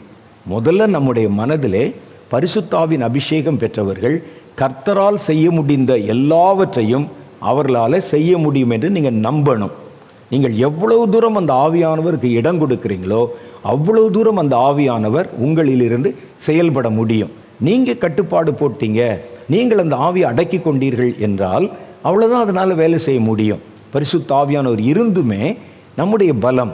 இப்போ இதை வச்சு நீங்கள் யோசிச்சு பாருங்களேன். அபிஷேகம் பெற்ற பிறகு நீங்கள் கர்த்தருக்குன்னு செய்த காரியம், உங்களால் செய்ய முடியாத காரியத்தை தேவனுக்காக செய்தீர்களா, அல்லது உங்களால் செய்ய முடிந்த காரியத்தின் வரையறைக்கு உட்பட்டு அல்லது கொஞ்சம் வேணால் அதிகமாக அந்த அளவில் செயல்பட்டீங்களான்னு யோசிச்சு பாருங்கள். பரிசுத்த ஆவியை பெறுவது பெருசு இல்லை, பரிசுத்த ஆவியை பயன்படுத்த தெரியணும். ஒவ்வொருவரும் எந்த அளவில் பயன்படுத்த தெரிந்திருக்கிறார்களோ அந்த அளவு கர்த்தருடைய வல்லமை அவர்களிலிருந்து வெளிப்பட ஆரம்பிக்கிறது. இன்னைக்கு நம்ம பார்த்து கொண்டிருக்கிறது கர்த்தர் வாக்குத்தத்தம் பண்ணி 7 ஆவியில் 7 அபிஷேகத்தில் கர்த்தர் பூமிக்கு அனுப்புவதற்குத்தான் அந்த 7 ஆவியை வைத்திருக்கிறார். அப்போ 7 விதமான கிரியைகளை மனிதர்களை கொண்டு செய்ய வைக்கத்தான் கர்த்தர் அவர்களை நிரப்பி கொண்டிருக்கிறார். அந்த 7 காரியங்களில் முதல் 4 காரியத்தை பற்றி நம்ம தியானித்து கொண்டு வருகிறோம். அதில் முதல் காரியம் என்னென்னா ஜெப ஆவி. ஜெப ஆவி தான் இந்த கடைசி காலத்தில் நமக்கு பிரதானமாய் தேவைப்படுகிற ஒரு அபிஷேகம். ஏன்னா ஆண்டவர் சொன்னார், கடைசி காலங்களில் நடக்கிற பயங்கரங்களை எல்லாவற்றையும் கர்த்தர் பட்டியலிட்டு காண்பித்து லூக்கா 21வது அதிகாரத்தில் கடைசியாய் அதற்கு ஒரு ரெமெடி சொல்லுகிறார். என்ன சொல்கிறான்னு கேட்டால், இவைகள் எல்லாம் பயங்கரம்தான், தப்ப முடியாதது தான், ஆனால் இவைகளுக்கெல்லாம் நீங்கள் தப்பித்து மனுஷகுமாரன் வரும்பொழுது அவரை எதிர்கொள்ள பாத்திரவான்களாய் எண்ணப்படும்படி விழித்திருந்து ஜெபம் பண்ணுங்கள், எப்பொழுதும் விழித்திருந்து ஜெபம் பண்ணுங்கள் என்று சொல்லுகிறார். அப்போ இந்த எப்பொழுதும் ஜெபம் பண்ணி விழித்திருந்து இந்த கடைசி காலத்தில் உங்களால் செய்ய முடிந்ததை தாண்டி, உங்களுடைய பலத்தையும் தாண்டி வேறொரு ஜெபத்தை உங்களை செய்ய வைப்பதற்காகத்தான் கர்த்தருடைய ஆவியானவர் நம்மை இந்த கடைசி காலத்தில் ஜெப ஆவியினாலே நிரப்புகிறார். ஏன்னா அந்த கடைசி காலத்தில் ஜெபம் இல்லாமல் ஒருவனும் இந்த காலத்தை எதிர்கொள்ள முடியாது. நான் தெளிவாக ஒரு காரியம் சொல்கிறேன் பாருங்கள். இது வேதத்தில் நீங்கள் படித்து பார்த்தாலும் நமக்கு கர்த்தர் காண்பித்த தரிசனங்கள், நடைமுறையில் நடக்கிற காரியங்கள் எல்லாவற்றையும் வச்சு நீங்கள் அனுமானித்து பார்த்தாலும் நமக்கு தெரிந்தது ஒன்றே ஒன்று தான். கடைசி காலத்தில் நீங்கள் எல்லாவற்றுக்கும் போராட வேண்டும். கடைசி காலம் சுலபமாக இருக்காது. இந்த காலம் கொடிதாய் மாற மாற பாருங்கள், ஒரு டம்ளர் பச்சை தண்ணி குடிக்க கூட போராடித்தான் நீங்கள் அதை பெற்றுக்கொள்ள வேண்டும். ஒரு பெரிய விலைக்கிரயம் கொடுத்து தான் நீங்கள் அதை பெற்றுக்கொள்ள வேண்டும். ஒருவேளை உணவை பெறுவதற்கு கூட நீங்கள் கஷ்டப்பட்டு போராடித்தான் பெற்றுக்கொள்ள வேண்டும். உங்களுடைய உரிமைகளுக்காக நீங்கள் போராடத்தான் வேண்டும். மனிதர்கள் ஆட்டு மந்தை போல மாற்றப்படுவாங்க. இந்த கடைசி காலத்தில் சத்துரு அவர்களை ஆளுமை செய்வதற்கு அதிகாரம் பெற்றிருக்கிறதுனால மனிதர்கள் சுயமாக சிந்திக்கக்கூடாது, சுயமாக வேலை செய்யக்கூடாது, சுயமாய் தங்களுடைய சொந்த பலத்தை பயன்படுத்தக்கூடாது. நாங்கள் என்ன சொல்கிறோமோ அதன்படி தான் ஜீவிக்க வேண்டும் என்கிற புதிய சட்டத்திட்டங்கள் இயற்றப்படும். இதை பற்றி பேசினா நம்ம நிறைய பேசிக்கொண்டே போகலாம். அதற்கு வசன ஆதாரம் இருக்கிறது, நடைமுறை காரியங்கள் இருக்கிறது. அப்போ ஜனங்கள் பாருங்கள், இனி நம்ம யாரை பற்றி இதுவும் பேச முடியாது. இது நியாயம், அது அநியாயம் என்று நீங்கள் தீர்ப்பிட முடியாது. நீங்கள் எது ஒரு காரியத்தை நியாயம் என்று நினைப்பீங்க, அது அநியாயம் என்று தீர்க்கப்படும், நீங்கள் பேச முடியாது. சில காரியத்தை அநியாயம் என்று நீங்கள் தீர்ப்பிடுவீங்க, அது நியாயம் என்று சொல்லப்படும். நீங்கள் பேச முடியாது. நீங்கள் விரும்பினதை சாப்பிட முடியாது, விரும்பின இடத்துக்கு போக முடியாது, விரும்பின மாதிரி ஆராதிக்க முடியாது, ஒரு காரியத்தை பெற்றுக்கொள்ள முடியாது, நீங்கள் விரும்பின மாதிரி குடும்பத்தை நடத்த முடியாது, எது ஒன்றும் உங்களுடைய விருப்பத்தின்படி செய்ய முடியாது. நீங்கள் ஒரு ஆட்டு மந்தை போல மாற்றப்பட்டு விடுவீர்கள். இதுதான் கடைசி கால சந்ததிகளை பற்றி, மனிதர்களை பற்றி, சமுதாயத்தை பற்றி வேதம் சொல்லுகிற காரியம். அது இப்போவே பார்த்தீங்கன்னா நிறைய இடத்துல வெளிப்பட ஆரம்பிச்சிருக்குது. ஆளுமை செய்கிறவங்க, இந்தியாவில் மாத்திரம் இல்லை, எல்லா தேசங்களிலும் ஆளுமை செய்கிறவங்க ஏதாவது ஒரு தப்பு செஞ்சால் முன்னெல்லாம் பேசுவாங்க, இப்போ பேச முடியாது. பேசுனா அடுத்த நிமிஷம் ஆள் வந்துடுவாங்க, அவளை எடுத்துக்கொண்டு போயிடுவாங்க. நாம் நினைத்து கொண்டு இருக்கிறோம் எலெக்ஷனில் நம்ம ஓட்டு போடுறதுனால வர்றாங்கன்னு. பின்னால் வேறொரு சக்தி இயங்கி கொண்டிருப்பது உலக அரசியலை கவனித்து பார்க்கும்போது நமக்கு தெரிகிறது. அப்போ இந்த கடைசி காலம் வாழ்வதற்கு சுலபமாக இருக்காது. நீங்கள் எல்லாத்துக்கும் போராடணும். அவைகளில் ஒன்றில் தப்புனீங்கன்னா இன்னொன்றில் மாட்டிக்கொள்ளுவோம். எவ்வளவு கண்ணிகள் வைக்கப்பட்டிருக்கும் ஜனங்கள் மேலே. ஒன்றன் பின் ஒன்றாய் வருகிற பயங்கரங்களை, துன்பங்களை பார்க்கிறதுனால ஜனங்களுடைய இருதயம் சோர்ந்து போம் என்று வேதத்தில் எழுதியிருக்கிறது. கடைசி காலம் ஆக ஆக எங்கே தொட்டாலும் பிரச்சனை. ஸ்கூலுக்கு போனால் பிரச்சனை, ஆஃபீஸுக்கு போனால் பிரச்சனை, குடும்பம் நடத்தினா பிரச்சனை, சமுதாயத்தில் பிரச்சனை, எதையும் கண்டும் காணாமல் தலைவணங்கி போனால் கூட அதுலேயும் பிரச்சனை. இப்படிப்பட்ட கொடிய காலங்கள், அதை நோக்கி நம்ம நகர்த்தப்படுகிறோம். ஒட்டுமொத்த உலகமே நகர்த்தப்படுகிறது. இவைகளில் ஒன்றில் தப்பினீங்கன்னா இன்னொன்றில். அப்படி வரும்போது மனிதருடைய இருதயம் சோர்ந்து போய் அந்த நாட்களிலே ஜனங்கள் சாவை தேடுவார்கள். சாவும் அவர்களுக்கு தூரமாகி போகும் என்று வசனம் சொல்லுது. சாக நினைச்சாலும் சாக விட மாட்டாங்க. அப்படிப்பட்ட ஒரு கொடிய காலம். இந்த காலத்தில் நீங்கள் தப்பிக்கணும்னா அதற்கு நம்ம இப்போ மனித பலத்திலே, நம்முடைய ஆவினால் செய்யப்படுகிற அளவு பலத்தில் செய்கிற ஜெபம் போதாது. இதுக்கு எக்ஸ்ட்ராவா இந்த பிரச்சனைகளெல்லாம் தாங்கி இவைகளிலிருந்து நீங்கள் தப்பித்து கொள்ளுகிற காரியம் சாதாரண ஒரு மனுஷனால் தப்ப முடியாது. இனி வருகிற பிரச்சனையில் சாதாரண மனுஷ சக்தியை வைத்து நீங்கள் இனி சாத்தான் விரிக்கிற கண்ணிகளிலிருந்து தப்ப முடியாது. ஏன்னா வேதம் சொல்லுது, இது எல்லா மனுஷர் மேலும் ஒரு கண்ணி போல வரும். கண்ணி ஒரு ட்ராப்பு, காலை போட்டு பிடிச்சிரும், யாரும் ஓட முடியாது, வெளியே தப்ப முடியாது, எல்லாரும் கண்காணிக்கப்படுவோம். அதைத்தான் ஆண்டவர் சொல்லுகிறார், கண்ணி போல வரும். அப்போ எப்படி தப்பிக்கிறது? மனுஷ சக்தினால் முடியாது, உங்களுடைய சுய பலத்தினால முடியாது, தந்திரம் செய்தால் முடியாது. நீங்கள் இது சும்மா வீட்டில் இருந்தால் கூட அந்த கண்ணி உங்கள் காலை போட்டு இருக்கிறோம், நீங்கள் கட்டுப்படுத்தப்படுவீர்கள். கர்த்தர் சொல்லுகிறார், இந்த கடைசி காலத்தில் சாத்தானுடைய இந்த தந்திரங்களில் இருந்து தப்பிப்பதற்கு ஒரே ஒரு உபாயம்தான் இருக்கிறது, ஒரே ஒரு வழிதான் இருக்கிறது. அது எப்பொழுதும் ஜெபம் பண்ணி விழித்திருப்பது. இந்த ஜெபம் பண்ண உங்களுடைய சொந்த மனுஷ ஆவியினால் போதாது, ஜெபம் பண்ண முடியாது. என்ன ஜெபம் பண்ணிடுவீங்க? பெருசாக போனால் ஒரு 10 நிமிஷம் ஜெபம் பண்ணுவீங்களா? அதுக்குள்ளே 10 தடவை வாட்சை பார்ப்போம். இந்த ஜெபம் பத்தாது நமக்கு, இது பலப்படுத்தாது. அதனால்தான் கர்த்தர் சொல்லுகிறார், நீங்கள் தானே ஏற்றபடி வேண்டிக் கொள்ள வேண்டியது இன்னதென்று அறியாதிருக்கிறபடினால் ஆவியானவர் வாக்கு கடங்காத பெருமூச்சலோடும் கண்ணீரோடும் உங்களை ஜெபிக்க வைக்கிறார். இந்த ஜெபம்தான் இயற்கைக்கு மேற்பட்ட, உங்களுடைய சக்திக்கு அப்பாற்பட்ட, ஒரு மனிதன் இவ்வளவு நேரம் ஜெபிக்க முடியும் என்று சொல்லுகிற அந்த அளவுக்கு மேலே கர்த்தருக்காகவும் உங்களை பாதுகாப்பதற்காகவும் ஒரு ஜெபம் தேவைப்படுகிறது. அந்த ஜெபம் நம்முடைய சுயசக்தியினால் சாத்தியப்படாது. அதனால்தான் கர்த்தர் என்ன செய்கிறார்னா, ஜெப ஆவியினால, ஜெப அபிஷேகத்தினாலே நிரப்புகிறார். ஆகவே உங்கள் சகோதரனாகிய நான் உங்களுக்கு பிரதானமாய் சொல்லுகிற புத்திமதி என்னன்னா, இந்த ஜெப ஆவியை மாத்திரம் தப்ப விட்டுறாதீங்க. ஜெப ஆவி இல்லாவிட்டால் கடைசி காலத்தில் காலந்தள்ள முடியாது.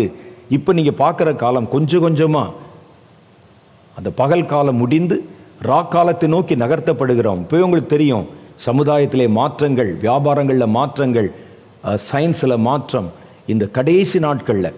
அதனால் இந்த அபிஷேகம் மாத்திரம் இல்லாமல் நம்ம எல்லாவற்றையும் எதிர்கொண்டு விடலாம் என்று நினைச்சிடாதீங்க. அது யாராலும் சாத்தியப்படாது. அப்போ ஆண்டவர் சொல்கிறாரு, இவைகளுக்கு நீங்கள் தப்புவதற்கு ஒரே ஒரு மார்க்கத்தை தான் சொல்லுகிறார் அவர். நீங்கள் விழித்திருந்து ஜெபம் பண்ண வேண்டும். அப்போ எப்படி ஜெபம் பண்ண எங்களுக்கு தெரியாதே? அதுக்கு தான் அந்த அபிஷேகத்தை கர்த்தர் நமக்கு வாக்குத்தத்தம் பண்ணி இருக்கிறார். காலம் கடைசி ஆயிடுச்சா, அதனால தான் இந்த வருஷத்தின் துவக்கத்தில் ஆண்டவர் சொல்கிறாரு, நான் பூமிக்கு அனுப்ப போகிற ஆவியிலே முதலாவது இந்த ஜெப ஆவியை அனுப்ப போகிறேன். இது விசேஷித்து வேற காரியங்களை செய்கிற மற்ற அபிஷேகங்களை விட எல்லாருக்கும், தேவனை நம்புகிற தேவனுடைய பிள்ளைகள் எல்லாருக்கும் பொதுவான ஒரு அபிஷேகம். இந்த அபிஷேகம் இது எல்லாருக்கும் தேவை. ஒருவன் ஒரு தீர்க்க தரிசன ஆவியில நிரப்பப்பட்டிருந்தால் அவனுக்கும் ஜெப ஆவி தேவை. சுவிசேஷ ஆவியினால் நிரப்பப்பட்டிருந்தால் அவனுக்கும் இந்த ஜெப ஆவி தேவை. யுத்த ஆவியினால் நிரப்பப்பட்டிருந்தால் அவனுக்கும் இந்த ஜெப ஆவி தேவை. அப்போ இந்த ஜெப ஆவி என்பது அஸ்திபார ஆவி. இதுதான் ஃபண்டமெண்டல். இது இல்லாமல் நீங்கள் எதையும் சாத்தியப்படுத்த முடியாது. அதனால தான் கர்த்தர் சொல்லுகிறார், இவைகளுக்கெல்லாம் நீங்கள் தப்பித்து மனுஷகுமாரன் வரும் பொழுது அவரை எதிர்கொள்ள பாத்திரவான்களை நிற்கணும். அதையும் இந்த ஜெபம் உங்களுக்கு கற்றுக் கொடுக்கிறது, செய்ய வைக்கிறது. அப்போ கர்த்தர் முன்னால் நிற்கணும்னா தேவனுடைய சித்தத்தை நிறைவேற்றினவங்க, கர்த்தருக்குன்னு தன்னுடைய பரிசுத்தத்தை காத்து கொண்டவங்க, கர்த்தருடைய கட்டளைகளை ஏற்று இந்த கொடிய காலத்திலும் நீதிக்கும் சத்தியத்துக்கும் சாட்சியாய் வாழ்ந்தவங்க, அவங்க தான் கர்த்தருடைய வருகையிலே அவரை எதிர்கொள்ள முடியும். அப்படி வாழ்வது இந்த கடைசி நாட்களில் முடியாதது. அதை செய்வதற்கும் பலப்படுத்துவதற்கும் இந்த ஜெப ஆவி உங்களுக்கு உறுதுணையாக இருக்கிறது. அதனால தான் இந்த ஜெப ஆவி நமக்கு முக்கியம். கர்த்தர் இந்த வருஷத்தில் இந்த ஆவி நான் கட்டவிழ்ப்பேன் என்று வாக்கு பண்ணி இருக்கிறார். இந்த அபிஷேகத்தை நம்ம பெறணும். அபிஷேகத்தை பெற்றால் மாத்திரம் போதாது, அதை எப்படி பயன்படுத்தணும் நமக்கு தெரியணும். நான் ஒரு காரியத்தை சொல்லுங்க, ஒன்றுன்னா நம்ம பார்க்கலாம், அவசரப்பட்டு வேகமாக பார்க்க வேண்டியதில்லை.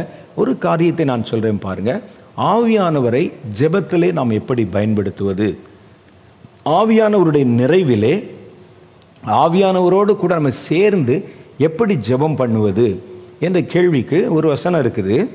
அது 1 கொரிந்தியர் புஸ்தகம் 14வது அதிகாரத்தில் சொல்லுகிறது, நான் ஆவியோடும் ஜெபிப்பேன் கருத்தோடும் ஜெபிப்பேன். இதை பற்றி நீங்கள் என்ன நினைக்கிறீங்க?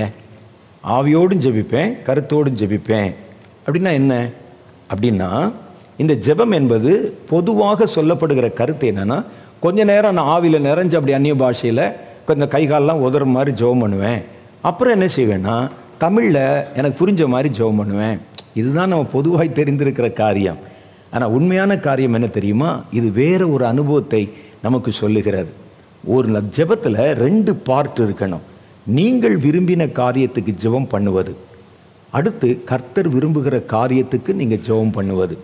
இந்த வசனத்தை நம்ம வேற ஒரு வெர்ஷனில் சொல்லணும்னா, உங்கள் கருத்துக்கு ஆவியானவர் துணையாய் என்று ஜெபிப்பது, ஆவியானவர் சொல்லும் கருத்துக்கு நீங்கள் ஆவியானவரோடு கூட சேர்ந்து ஜெபிப்பது. இது 2ம் உங்கள் ஜெபத்தில் இருக்கணும். இப்போ பொதுவாக நம்ம பார்த்தீங்கன்னா இந்த 2 வயர் போனால் தான் கரண்ட் எரியும் இல்லையா? ஒரு பல்பு எரியணும்னா 2 வயர் போகணும். இந்த ஜெபத்தில் 2 பார்ட் இருக்கிறது. அதைத்தான் அவங்க சொல்கிறாங்க, ஆவியோடு ஜெபிப்பேன் கருத்தோடு ஜெபிப்பேன். இப்போ கருத்தோடு ஜெபம் பண்ணும்போது ஆவி தேவையில்லையா? என்ன சொல்ல வர்றாங்க? நீங்கள் நல்லா கவனித்து பார்த்தீங்கன்னா, நீங்கள் கருத்தோடு உங்களுடைய கருத்தை நீங்கள் ஜெபத்தில் வைக்கும்போது, எதுக்கு ஜெபம் பண்ணணுங்கிற கருத்தை நீங்கள் சொல்லும்போது, ஆவியானவர் உங்களோடு கூட சேர்ந்து அந்த கருத்துக்கு தானும் ஜெபிக்கிறார், உங்களை ஜெபிக்க வைக்கிறார். 2வது, நீங்கள் எதுக்கு ஜெபம் பண்ணுங்கிற கருத்தை ஆவியானவர் சொல்லுகிறார், இப்போ நீங்கள் அவரிடத்துல ஜெபம் பண்ணுறீங்க. இப்போ பெருவாரியாய் நம்முடைய ஜெபம் எந்த அளவில் நிற்குது அப்படின்னு நீங்கள் பார்த்தீங்கன்னா, நம்முடைய கருத்தை சொல்லி அது ஆவியானவர் ஜெபிப்பார் என்கிறதோடு நம்ம நின்று விடுகிறோம். ஆனால் பொதுவாக நம்ம என்ன செய்யணும்? ஒரு ஜெபத்துக்கு போகணுன்னா ப்ராக்டிக்கலாக நான் சொல்கிறேன், வெறும் வார்த்தைகளில் சொன்னால் அதனுடைய அர்த்தத்தை விளங்கி கொள்வது நமக்கு கஷ்டமாகிவிடும். நமக்கே சில காரியம் தெரியும், இதுக்கெல்லாம் ஜெபம் பண்ணணும், இந்தந்த தேவைகள் இருக்கிறது, சரீரத்தில் ஒரு சுகவீனம் இருக்கிறது, ஒரு பலவீனம் இருக்கிறது, சமுதாயத்தில் ஒரு ஒரு ஒரு பொல்லாத காரியம் நடக்கிறது, சபையிலே உள்ள தீமை வந்து விட்டது, நமக்கே தெரியும். அல்லது ஒரு கவர்மெண்ட்டில் ஒரு பெரிய பிரச்சனை வருது, இயற்கையில் ஒரு சீற்றம் வருது, இதுக்கு நம்ம ஜெபம் பண்ணோம். இதெல்லாம் நாமே கருத்துக்களை எடுத்துக்கொண்டு போகிறோம். எடுத்துக்கொண்டு போய் அந்த கருத்தை நாம் ஜெபிக்க வைத்து அந்த ஜெபத்தில் நம்ம கூட சேர்ந்து ஆவியானவரும் ஜெபிக்க வைக்கிறோம். அப்போ ஒரு காரியத்தை முதல்ல சொல்கிறோம், அதை ஆவியானவர் விளங்கி கொள்ளுகிறார். நம்ம எதுக்கு ஜெபம் பண்ண வந்திருக்கிறான், இப்போ நீங்கள் சொல்கிறீங்க ப்ரேயர் பாயிண்ட்டு, அவர் ஜெபம் பண்ணுறார், உங்களையும் ஜெபிக்க வைக்கிறார். அப்போ நம்ம சொல்கிற காரியங்களை நம்ம வைக்கிறோம். வச்ச உடனே ஆவியானவர், நீங்கள் ஜெபம் பண்ண ஆரம்பிக்கிறீங்க, ஜெபம் பண்ண ஆரம்பிக்கும் போதே ஆவியானவர் உங்களை டேக் ஓவர் பண்ணுவது உங்களுக்கு தெரியும். அது வரைக்கும் நீங்கள் ஜெபம் பண்ணணும். கருத்தாய் ஜெபம் பண்ணுறேன்னு ஒரு 10 வரி சொல்லிவிட்டு சும்மா கையை ஆட்டினா மாத்திரம் ஆவியானவர் இல்லை, அதை நீங்கள் புரிஞ்சுக்கிறணும். சிலருக்கு இயற்கையாகவே மெக்கானிக்கலாகவே அவங்களுக்கு தொடர்ந்து இப்படி ஜெபம் சொன்னோடனே இப்படி கையாட்டுறதும் அதுதான் அபிஷேகம் என்று நினைக்கிறதோடு நிற்கிறோம். அபிஷேகத்தினுடைய அடையாளம் அது மாத்திரம் இல்லை, தாண்டி நிறைய இருக்குது இல்லை. அப்போ முதல்ல நீங்கள் என்ன செய்யுங்க, எதுக்கு ஜெபம் பண்ணணும், உங்களுக்கு தெரிந்த கருத்துக்களை, உங்களுக்கு என்ன தேவை என்பதை ஜெபத்திலே கர்த்தரிடத்தில் தெரிவியுங்கள். இப்போ நீங்கள் தெரிவிக்கும் நம்ம என்ன செய்கிறோம்னா, நம்ம கருத்துக்களை தெரிவிக்கிறோம்ல, அதுதான் ஜெபம் என்று நினைக்கிறோம். நீங்கள் நல்லா பாருங்களேன், நீங்கள் உங்களுக்கு என்ன தேவை நினைக்கிறீங்க, அந்த கருத்தை போய் சொல்லுகிறீர்கள், அதுதான் ஜெபம் என்று நினைக்கிறீர்கள். அது ஜெபம் அல்ல. நான் ஒரு சின்ன உதாரணம் சொல்கிறேன். இப்போ எனக்கு சரீரத்தில் ஒரு பலவீனம் இருக்கிறது. ஆண்டவரே, என் சரீர பலவீனம் இருக்கிறது, அந்த பலவீனத்திற்கு ஜெபிக்கிறேன். என் சரீர பலவீனம் இருக்கிறது, அதிலிருந்து எனக்கு ஒரு பூர்ண விடுதலை தாரும் அப்படின்னா, என் பலவீனத்தை ஜெபத்தில் சொல்கிறேன் பாருங்க. அது மாத்திரமல்ல, அது நீங்கள் சொல்லிட்டு அதுக்கு ஜெபம் பண்ண ஆவியானவருக்கு நீங்கள் இடம் கொடுக்கணும். அதில் தான் இப்போ நிறைய பேர் என்ன செய்வாங்க, நான் பார்த்துருக்கிறேன், பல ஜெப கூட்டங்கள் போயிருக்கிறோம், பல பேர் ஜெபம் பண்ணுறத பார்த்துருக்குறோம். நம்ம சொன்ன பிரச்சனையை திருப்பி திருப்பி சொல்லுவாங்க, திருப்பி திருப்பி சொல்லிகிட்டே இருப்பாங்க. ஆமாம் ஆண்டவரே, எங்கள் சமுதாயத்தில் இருள் சூழ்ந்து விட்டது, அரசியல் மாறிவிட்டது, அந்த அரசாங்கம் எங்களுக்கு எதிராக இருக்கிறது, ஜனங்கள் பஞ்சத்தில் வாடுகிறார்கள், பட்டினியில் வாடுகிறார். இதெல்லாம் ஜெப குறிப்பு. அதை நீங்கள் சொல்லி முடிச்சுட்டு, ஆகவே கர்த்தாவே இவைகள் எல்லாவற்றையும் இடத்தில் நான் சொல்லிவிட்டேன் அப்படி சொல்கிறோம். இது ஜெபம் இல்லை, இது கருத்து. கொண்டு போன கருத்தை நீங்கள் படிக்கிறீங்க. அந்த கருத்தை நீங்கள் ஒவ்வொரு கருத்தையும் சொல்லிட்டு நீங்கள் அதற்கு ஜெபம் பண்ண ஆரம்பிக்கும் போது ஆவியானவர் அதில் உங்களோட கூட சேர்ந்து ஜெபம் பண்ணுவார். அப்போ அடுத்த கட்ட லெவல் வர வரைக்கும் கொஞ்சம் நீங்கள் காத்திருக்கணும். அப்போ காத்திருக்கும் போது நீங்கள் சொன்ன அந்த காரியத்தை வைத்து முதல்ல நீங்கள் ஜெபம் பண்ண ஆரம்பிக்கிறீங்க. ஆண்டவரே, இந்த பிரச்சனை இப்படி இருக்கிறது, இந்த பிரச்சனை இடத்தில் நான் சொல்லிவிட்டேன், இப்போது இந்த பிரச்சனைக்கு நான் ஜெபம் பண்ண விரும்புகிறேன், நீரும் என்னோடு கூட சேர்ந்து ஜெபம் பண்ண உம்மை அழைக்கிறேன்னு சொல்லிட்டு நீங்கள் இதுக்கு ஜெபம் பண்ண ஆரம்பித்தா ஆவியானவர் உங்களை அப்படியே டேக் ஓவர் பண்ணுறது தெரியும். அப்போ அந்த ஆவியானவர் அந்த குறிப்பிட்ட காரியத்துக்காக பாரத்தோடு ஜெபம் பண்ணுவார். அது உங்கள் சொந்த மொழியில் கூட வரலாம், அல்லது அந்நிய பாஷையில் வரலாம். ஆனால் உங்களுக்கு நல்லா தெரியும், உங்கள் சொந்த லாங்குவேஜில் வந்தால் கூட அது நீங்கள் ஜெபம் பண்ணவில்லை, அது பரிசுத்த ஆவியானவர் ஜெபம் பண்ணுகிறார். அவர் எப்படி ஜெபம் பண்ண, பரிந்து பேசி ஜெபம் பண்ணுகிறார். ஐயோ, இந்த பிரச்சனை இருக்குது, இந்த தீமை வருகிறது, இதற்காக நாங்கள் கதறுகிறோம், கண்ணீரை வடிக்கிறோம், இதுக்கு இது செய்யுங்க அது செய்யுங்கன்னு சொல்லி கேட்டு ஆவியானவர் கருத்தோடு ஜெபம் பண்ண ஆரம்பிக்கிறார். நம்ம நுனிப்புல் மேய்வது மாதிரி நமக்கு சொல்லப்பட்ட பிரச்சனைகளை அப்படியே வைத்து ஜெபத்தில் வாசித்து விட்டு அதையே திருப்பி திருப்பி சொல்லிட்டு அது ஜெபம் என்று நினைப்பது தவறு. அப்போ ஒரு காரியமாக நம்ம சொல்லணும். கருத்துக்களை எடுத்துக்கொண்டு போகிறோம், அதை கர்த்தருடைய பாதத்தில் வைக்கிறோம், ஜெபத்தில் அமர்ந்திருக்கிறோம். நமக்கு என்ன தேவை, முதல்ல ஒரு காரியத்தை சொல்லுகிறோம், அதற்கு ஜெபிப்பதற்கு நம்முடைய இருதயத்தை ஆயத்தப்படுத்துகிறோம். நீங்கள் உங்கள் ஆவியை வச்சு ஜெபம் பண்ண வேண்டாம். சில சமயத்தில் நமக்கு அது தேவைப்படும். ஸ்டார்டர், சில எந்திரங்கள் பார்த்திங்கன்னா முதல்ல பெட்ரோலில் ஸ்டார்ட் ஆகும், அப்புறம் டீசலில் போய் முடிஞ்சிடும். அது மாதிரி ஸ்டார்டர் உங்களுடைய ஆவியில் உங்களுக்கு தெரிஞ்ச அளவில் நீங்கள் முதல்ல ஜெபம் பண்ண ஆரம்பிக்கணும். ஆனால் அதுவும் ஜெபம் அல்ல. அப்படி நீங்கள் ஜெபம் பண்ணும்போதே நீங்கள் சொன்ன அந்த காரியத்திற்கு ஆவியானவர் உங்களை அப்படியே ஆக்கிரமித்து ஜெபம் பண்ண வைக்கிறது தெரியும். அப்போ தான் நீங்கள் அந்த ஜெபத்தில் நீங்கள் நினைக்காத காரியமெல்லாம் அந்த ஜெப வார்த்தைகளில் வெளிப்படும். நீங்கள் பிரச்சனையினுடைய ஒரு முகத்தை தானே பார்த்தீங்க, அந்த ஆவியானவர் ஜெபம் பண்ணும்போது பார்த்தீங்கன்னா அந்த பிரச்சனையினுடைய பின்புலம், அந்த பிரச்சனையினுடைய வேறொரு கோணம் எல்லாம் அந்த ஜெபத்தில் வந்துக்கிட்டே இருக்கும். உங்களுக்கு ஆச்சரியமாக இருக்கும், அரசியல் இப்படி ஒரு மாற்றம் வந்திருக்குன்னு தான் நாங்கள் சொன்னோம், ஆனால் இவ்வளோ விஷயம் வருதே, இது ஏன் வந்திருக்கிறதுன்னு சொன்னால் ஒரு சின்ன உதாரணம் சொல்கிறேன். மோகன் ஜெபம் பண்ணும்போது அவர்கள் சில காரியம் சொல்லுவாங்க, ஜெபம் பண்ணுவாங்க. அப்போ ஏன் நாங்கள் இவ்வளோ ஜெபம் பண்ணியும் மறுபடியும் ஒரு கொடிய ஒரு ஆட்சி காலத்துக்குள்ளேயோ அல்லது கொடிய ஒரு காலகட்டத்துக்குள்ளே நாங்கள் ஏன் வர்றோம், ஆண்டவரை இது மாறுவதற்கு நாங்கள் ஜெபம் பண்ணுகிறோம் அப்படின்னு ஜெபம் பண்ண ஆரம்பிக்கும் போதே அந்த ஜெபம் வேற மாதிரி மாறுகிறது. ஆண்டவரை, நீர் இதை அனுப்பினது எங்களை சுத்திகரிப்பதற்காக, இதில் ஒரு நோக்கத்தை நீர் வைத்து அனுப்பியிருக்கிறேன். அந்த உபத்திரவ காலங்களுக்கு நடுவில் நாங்கள் போகும்போது, சபைகள் துன்புறுத்தப்படும் போது, உபத்திரவங்கள் வரும் பொழுது நாங்கள் உம்முடைய பிரமாணத்தை கற்றுக்கொள்வதற்காக நீர் குறைந்த காலத்திற்கு இதை அனுப்பியிருக்கிறேன். இது நம்ம பண்ண ஜெபம் இல்லை. நமக்கு என்னென்னா சபை அடிக்கப்படுது, நொறுக்கப்படுது, கர்த்தருடைய பிள்ளைகள் ஊழியம் செய்ய முடியல, இதுக்கு ஜெபம் பண்ணத்தான் போனோம்.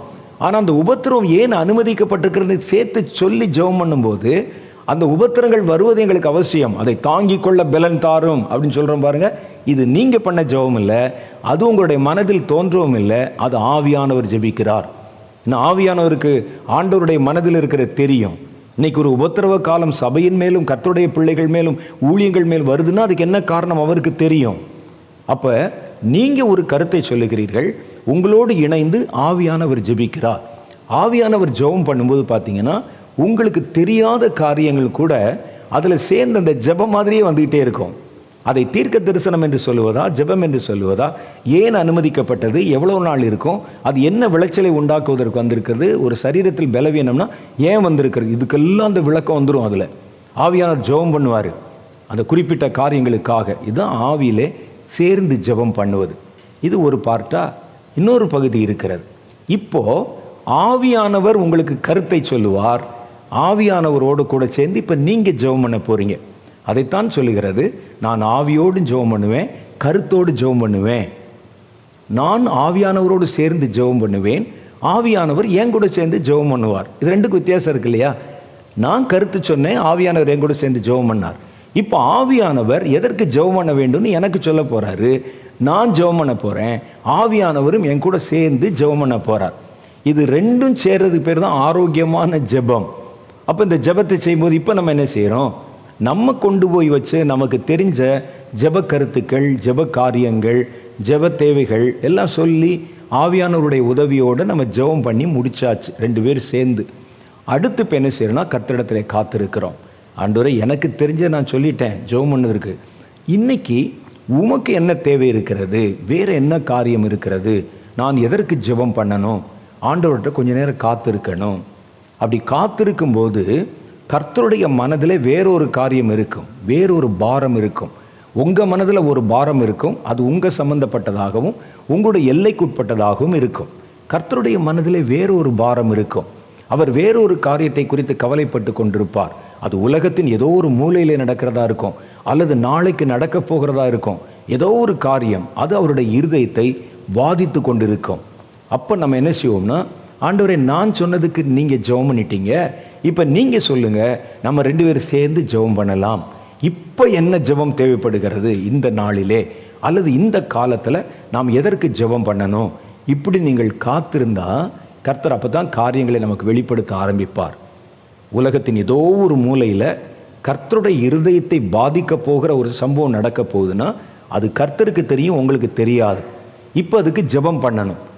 ஏற்கனவே நான் உங்களுக்கு சொல்லியிருக்கிற மாதிரி உலகத்தில் ஒரு காரியத்துக்கு ஜெபம் பண்ணணும்னு சொன்னால் மனிதர்கள் தான் உத்தரவாதம் பண்ணி ஜெபம் பண்ணணும். மனிதர்களை கொண்டு தான் கர்த்தர் அந்த ஜெபத்தை நடத்த முடியும். அதனால்தான் கர்த்தர் ஜெபிப்பதற்கு மனிதர்களை தேடுகிறார். ஒரு தேவதூதன் ஜெபிக்க முடியாது. அப்படி இருந்துச்சுன்னா கர்த்தர் அங்கேயே சொல்லிடுவார், நாளைக்கு பார்த்தீங்கன்னா துருக்கியில் ஒரு பெரிய நில அதிர்வு வரப்போகிறது, வாங்க நம்மெல்லாம் சேர்ந்து ஜெபம் பண்ணோம்னு சொல்லி தூதர்களை ஜெபிக்க வச்சுருப்பாங்க. ஆனால் அது அப்படி இல்லை. அது என்னன்னு காரணம் கேட்டிங்கன்னா, உலகத்தில் ஒரு காரியம் நடக்கிறது, உலக சம்பந்தப்பட்ட ஒரு காரியத்தில் நடக்குதுன்னா நாம் மனிதர்கள் தான் இதற்கு உத்தரவாதம் எடுத்து ஜெபிக்கணும். அப்படி நீங்கள் ஜெபிக்கும்போது ஆவியானவர் உங்களோட சேர்ந்து ஜெபிப்பார். நீங்கள் ஜெபம் பண்ணாமல் இருந்தால் அவராக தனியாக ஜெபம் பண்ண மாட்டார். ஒரு தூதன் வந்து ஜெபம் பண்ண மாட்டான். ஏன் என்ற காரணம் உங்களுக்கு தெரியும். பூமியை கர்த்தர் மனிதர்களுக்கு எழுதி கொடுத்துட்டார், எழுத்தாவே எழுதி கொடுத்துட்டார் இல்லை?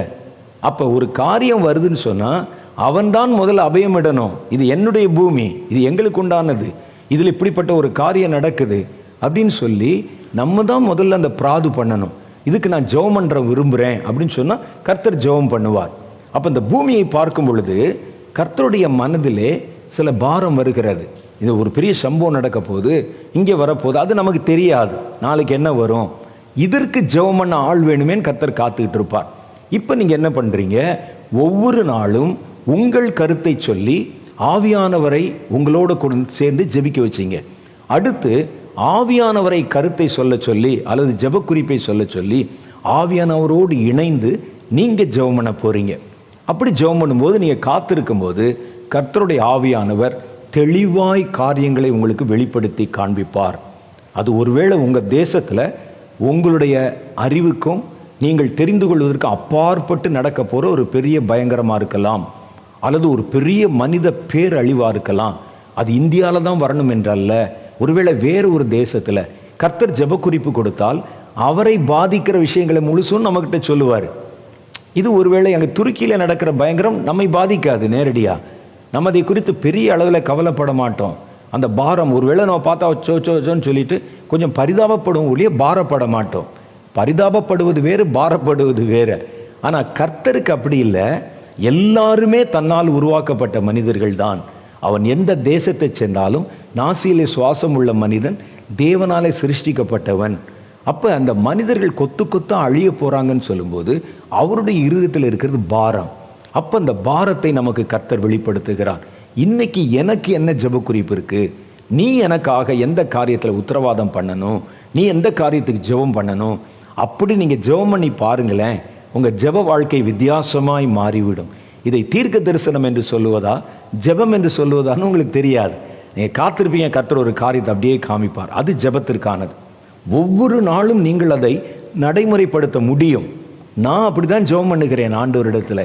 முதல்ல எனக்கு தெரிஞ்ச காரியத்தை ஜெபம் பண்ணேன். ஊழியர்களுக்கு ஜெபம் பண்ணணும், இந்த திட்டம் தந்திருக்கீங்க ஜெபம் பண்ணிட்டு அந்த ஜெபத்தை முடித்த பிறகு ஆவியானவரை ஜெபம் பண்ண விட்டுட்டு அப்புறம் நான் என்ன சொல்லுவேன், ஆண்டவரை எனக்கு தெரிஞ்சது நான் சொல்லிட்டேன், இனி அடுத்து எதற்காக எங்களுடைய ஜெபம் தேவைப்படுகிறது அதை நீங்கள் சொல்லணும். அது என்னுடைய அறிவுக்கு அப்பாற்பட்டது, அது அல்லது என்னுடைய தொடு தூரத்துக்கு தூரமானது, என்னால் பார்க்க முடியாதது, அதை நீங்கள் சொல்லுங்கள். எது இப்போ உங்களுடைய மனதை பாதித்திருக்கிறது, எதற்காக ஜெபம் அவசியப்படுதுன்னு காத்திருப்பேன். முதல்ல நீங்கள் உட்கார்ந்த உடனே கர்த்தர் சொல்லிட மாட்டார். ஆனால் நீங்கள் கர்த்தரிடத்தில் காத்திருக்கணும். நீங்கள் அந்த காத்திருக்கிற கலை என்பது ரொம்ப முக்கியமானது. ஜெபத்தில் காத்திருப்பது இது. இன்னொரு முறை நம்ம சந்திக்கும் போது தெளிவாக பேசலாம். அப்போ நம்ம என்ன செய்கிறோம்னா கர்த்தரிடத்தில் கேட்குறோம், ஜெபத்தில் எங்களுக்கு காரியத்தை வெளிப்படுத்துங்க, எதுக்கு ஜெபம் பண்ணணும். அப்போ நீங்கள் வேறொரு காரியம் முக்கியம் என்று நினைத்து கொண்டிருப்பீர்கள். அதுதான் நமக்கு பெருசு மாதிரி தெரியும். இதை விட பெருசு வேற ஒன்று இருக்கும், அது கர்த்தருடைய மனதில் இருக்கும். அதை யார்கிட்டடா சொல்லலான்னு கர்த்தர் அப்படியே காத்துக்கிட்டு இருப்பார். நீங்கள் கேட்க ஆரம்பித்தோடனே கர்த்தருடைய கவனம் அப்படி உங்கள் மேலே திரும்பும். இவன் தன் பிரச்சனைக்கு மாத்திரம் என்னை பயன்படுத்தி கொள்ளலை, என் பிரச்சனைக்கும் தான் பயன்பட வேண்டும் என்று விரும்புகிறான். இவன் ஒரு மேலான ஜெபம் பண்ணுகிற மனிதன் அப்படின்னு ஆண்டவர் அறிஞ்சிட்டு உடனே உங்கள்கிட்ட பேச ஆரம்பிக்கிறார். அடுத்து இப்படி ஒரு பெரிய பயங்கரம் தேசத்தில் வரப்போகுது, அரசியலில் இப்படி ஒரு பயங்கரம் வரப்போகுது, இயற்கையிலே ஒரு பயங்கரம் வரப்போகிறது, இதுக்கு ஜெபம் பண்ணணும் என்று ஆவியானவர் நம்மிடத்தில் பேசுகிறார். இது 4ஆம் வட்டத்தில் என்ன ஆகும் தெரியுமா? 4ஆம் வட்டத்தில் நீங்கள் இப்படியே ஜெபம் பண்ணி நீங்கள் பழக ஆரம்பிங்க. ஆரம்பத்தில் ஏதோ ஒரு பாயிண்ட் சொல்லுவாங்க, 2 பாயிண்ட் எடுத்த உடனே நம்மை நம்பி எல்லாவற்றையும் பேசிவிட மாட்டார்கள். ஆனால் ஆவியானவர் தெளிவாக பேசுவார். கொஞ்ச நாள் இந்த அனுபவ பழக்கத்தில் நீங்கள் வர வர கர்த்தர் தெளிவாய் காரியங்களை எடுத்துக்கொண்டே வருவார். இவன்ட்ட இன்னைக்கு சொல்லி அவனும் நானும் சேர்ந்து இன்னைக்கு ஜெபம் பண்ணணும் உலகத்தில் அப்படின்னு நாம் ஜெபத்திற்கு இடம் கொடுக்கிறோம், அவரோடு கூட இணைந்து கொள்கிறோம், அவர் நம்மை ஜெபிக்க வைக்கிறார். அப்போ முதல்ல 1-2 வரும். அப்புறம் கர்த்தர் நம்ம இடத்திலே தெளிவாய் அவர் வரும்போதே என்னென்னலாம் நம்மை வந்து ஜெபிக்க வைக்க முடியும் என்கிற திட்டத்தோடு வருவார், அந்த காரியங்களை சொல்லுவார். 3வது கட்டம் என்ன தெரியுமா? உங்களை ரொம்ப நம்பிட்டார்னா நீங்கள் ஜெபத்தில் உட்கார்ந்துருக்கணும்னு அவசியம் இல்லை, தூங்கிட்டு இருக்கும்போது உங்களை தட்டி எழுப்பி இதற்கு ஜெபம் பண்ணி என்று சொல்லுவார். நீங்கள் ஜெபமே பண்ண வேண்டாம், அப்படி காத்திருக்கவே வேண்டாம்.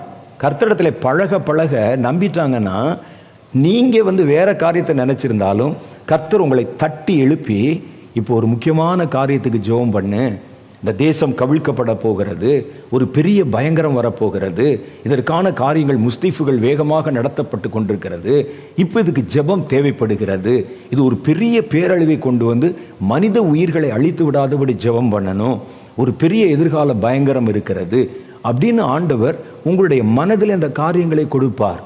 யாருக்கு? கர்த்தருக்கு இடம் கொடுத்து அவர் பாரத்தை ஏற்றுக்கொள்ள விரும்பி உங்கள் காரியத்துக்கு கர்த்தரை பயன்படுத்தினது மாத்திரம் இல்லை. இதைத்தான் நான் ஏற்கனவே சொன்னேன். நம்ம பொதுவாக செய்கிறது என்னென்னா, ஏன் வியாபாரத்துக்கு கர்த்தரை பயன்படுத்திக்கிறணும், ஏன் ஆசீர்வாதத்துக்கு கர்த்தரை பயன்படுத்தணும், என்னுடைய சுகத்திற்கு கர்த்தரை பயன்படுத்தணும், அது ஒன்று ரைட் தான். ஆனால் 2வது ஒன்று இருக்குது, கர்த்தருடைய காரியத்திற்கு என்னை பயன்பட ஒப்பு கொடுக்கணும், அதுதான் மேலான தேவனுடைய மனிதன். அப்போ இதை நம்ம கற்றுக்கொள்ளணும். அப்படி நீங்கள் செய்ய ஆரம்பிச்சிட்டிங்கன்னா இவன் தன் தேவைக்கு மாத்திரம் என்னை சந்திக்கலை, என் தேவையும் தான் ஏற்றுக்கொள்ள விரும்புகிறான் என்று கர்த்தர் உங்களை நம்ப ஆரம்பிச்சிட்டாருன்னா உங்கள் ஜெப வாழ்க்கை வேறு மாதிரி ஆயிரும். சில நாட்களுக்கு முன்பாக உங்களுக்கு நல்லா தெரியும், சில மாதங்களுக்கு முன்பாக திடீரென்று மோகன் அண்ணன் அவர்களிடத்தில் அவங்க மனசில் ஒரு பெரிய பாரம், கர்த்தர் அவங்கள தட்டி எழுப்பி அவங்களுக்கு என்னென்னு வரப்போகுதுன்னு தெரியலை, கர்த்தர் ஒரு பாரத்தை கொடுத்து உன் தேசத்துக்கு ஜெபம் பண்ண, ஒரு பெரிய பயங்கரம் வரப்போகுது, அவங்களால தாங்க முடியாத பாரம். ஏன் அவங்ககிட்ட பேசணும்? யார் தன் பாரத்தை ஏற்றுக்கொண்டு ஜெபிக்க முடியுமோ தேவனோடு இணைந்து ஜெபிக்க பழகினவங்களோ அவங்ககிட்ட தான் போய் சொல்லுவாங்க. உங்கள் பிரச்சனையை நீங்கள் நம்புகிற உங்களுடைய நண்பரிடத்துல தானே போய் சொல்லுவீங்க. ஊர்லாம் சொல்லிகிட்டு இருப்போமா? அப்போ அந்த நம்பிக்கையை பெற்றுக்கொள்ளத்தான் ஆவியோட ஜெபம் பண்ணுறோம், கருத்தோட ஜெபம் பண்ணுறோம். உங்கள் காரியத்துக்கு கர்த்தர் ஜெபம் பண்ணுகிறார், கர்த்தருடைய காரியத்துக்கு நீங்கள் ஜெபம் பண்ணுறீங்க. இப்படி 2 பேரும் சேர்ந்து ஜெபம் பண்ணுவதற்கு தான் பரிசுத்த ஆவியின் அபிஷேகம் நமக்குள் கொடுக்கப்பட்டிருக்கிறது. அதை விட்டுட்டு ஒரு காரியம் யாரோ சொன்னாங்க, கொஞ்ச நேரம் கையாட்டி ஜெபம் பண்ணுவோம் அல்லது கொஞ்ச நேரம் கண்ணீர் விட்டு ஜெபம் பண்ணுவோம், இது பரிசுத்த ஆவியை பயன்படுத்தின விதம் அல்ல. அதில் ஒரு பகுதி தான், 1% தான் பயன்படுத்தியிருக்கிறீங்க. அப்போ பரிசுத்த ஆவியானவரை ஜெபத்திலே பயன்படுத்துவது எப்படி, பரிசுத்த ஆவியானவரோடு இணைந்து ஜெபம் பண்ணுவது எப்படி, பரிசுத்த ஆவியானவர் நம்முடைய காரியங்களுக்கு ஜெபம் பண்ண வைப்பது எப்படி, இது நீங்கள் புரிஞ்சுக்கிட்டீங்கன்னா உங்கள் ஜெபம் யாரும் சொல்லாமலே பல மணி நேரம் உங்களால் ஜெபத்தில் இருக்க முடியும். கர்த்தர் காட்ட, நம்ம ஜெபம் பண்ண, கர்த்தர் உங்களோட சேர்ந்து ஜெபம் பண்ண, அபிஷேகம் ஜெபம் பண்ண, 2 ஆழ்த்துவம் உங்களுக்குள்ளே கிரியை செய்கிறதை தெளிவாக உங்களால் புரிந்து கொள்ள முடியும். அப்போ இதுக்கு தான் அந்த அபிஷேகம் நமக்கு தேவைப்படுகிறது. மாம்ச பலத்தில் ஒரு ஆள் செய்கிற அளவுக்கு செய்கிற ஜெபம் மாத்திரம்தான் நாம் செய்கிறோம் என்றால் இதற்கு பரிசுத்த ஆவியானவர், அதை நானே செஞ்சுட்டு போயிடலாமே, இதுக்கு ஒரு எக்ஸ்ட்ரா பவர்.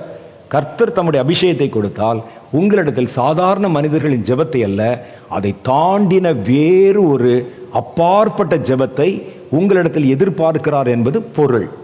அப்படிப்பட்ட ஜெபத்தை நீங்கள் செஞ்சால் தான் அந்த கடைசி நாட்களில் கர்த்தரோடு இணைந்து உங்களுடைய அழைப்பையும் உங்கள் ஜீவனையும் காத்து கொண்டு ஓட முடியும். அதுக்கு தான் கர்த்தர் இந்த வருஷத்தில் பிரதானமாக நான் ஜெப ஆவியினால் என் ஜனங்களை நிரப்புவேன் என்று சொல்லியிருக்கிறார். இப்போ நம்ம கேட்டபோது ஜெப ஆவி நமக்கு இந்த கடைசி நாட்களில் ஏன் தேவை என்று சில காரியங்களை நம்ம தெரிஞ்சிருக்கிறோம். இப்போ நம்ம ஜெபம் பண்ண போகிறோம். நாளைக்கு நம்ம சந்திக்கும் போது பரிசுத்த ஆவியானவரை கொண்டு ஜெபம் பண்ணுறதுல இன்னும் அடுத்து என்னென்ன ஸ்டெப் இருக்குது, ஆவியானவரை ஜெபத்தில் எப்படி பயன்படுத்தலாம், இதை தெரிஞ்சுக்கிட்டீங்கன்னா ஆவியானவரும் நாமும் சேர்ந்து செய்கிற ஜெபம் என்பது இனிமையான தருணமாய் மாறிவிடும். இதுக்கு தான் பரிசுத்த ஆவியை கொடுக்குறாங்க. இப்போ நம்மெல்லாம் சேர்ந்து இப்போ ஜெபம் பண்ணுவோமா? சில நிமிஷங்கள் நாம் ஜெபம் பண்ண போகிறோம். நாளைக்கு நான் கொஞ்சம் நேரம் எடுத்து உங்களுக்காக ஜெபம் பண்ண போகிறேன். இந்த அபிஷேகம் உங்களை நிரப்பணும், உங்களை மேலான ஜெபத்தில் உங்களை நடத்தணும். நீங்கள் இயற்கைக்கு மேற்பட்ட தேவன் விரும்புகிற ஜெபத்தை நீங்கள் செய்யணும்.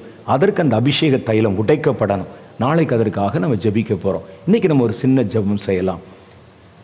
அன்பும் இரக்கம் நிறைந்த எங்கள் பரலோக பிதாவே, ஆவியானவர் எங்களுக்கு தருகிற ஜெப அபிஷேகம், ஜெப ஆவி, அதை கொண்டு நாங்கள் என்ன செய்ய வேண்டும் என்பதை நீர் எங்களுக்கு கற்றுக் கொடுக்க ஆரம்பித்திருக்கிறேன். இது ஆரம்பம்தான் ஆண்டவரே. இன்னும் நிறைய அனுபவங்கள் இருக்கிறது, நிறைய காரியங்கள் இருக்கிறது. நாங்கள் உம்மோடு கூட இணைந்து ஜெபிப்பதற்காகத்தான் நீர் உம்முடைய அபிஷேகத்தை எங்களுக்குள் தந்திருக்கிறேன். மற்றவர்கள் ஜெபிப்பதை விட கொஞ்சம் சத்தத்தை உயர்த்தி ஜெபம் பண்ணவோ அல்லது அதை விட கொஞ்சம் ஆண்டவரே மேலான ஜெபம் பண்ணவோ அல்ல ஆண்டவரே.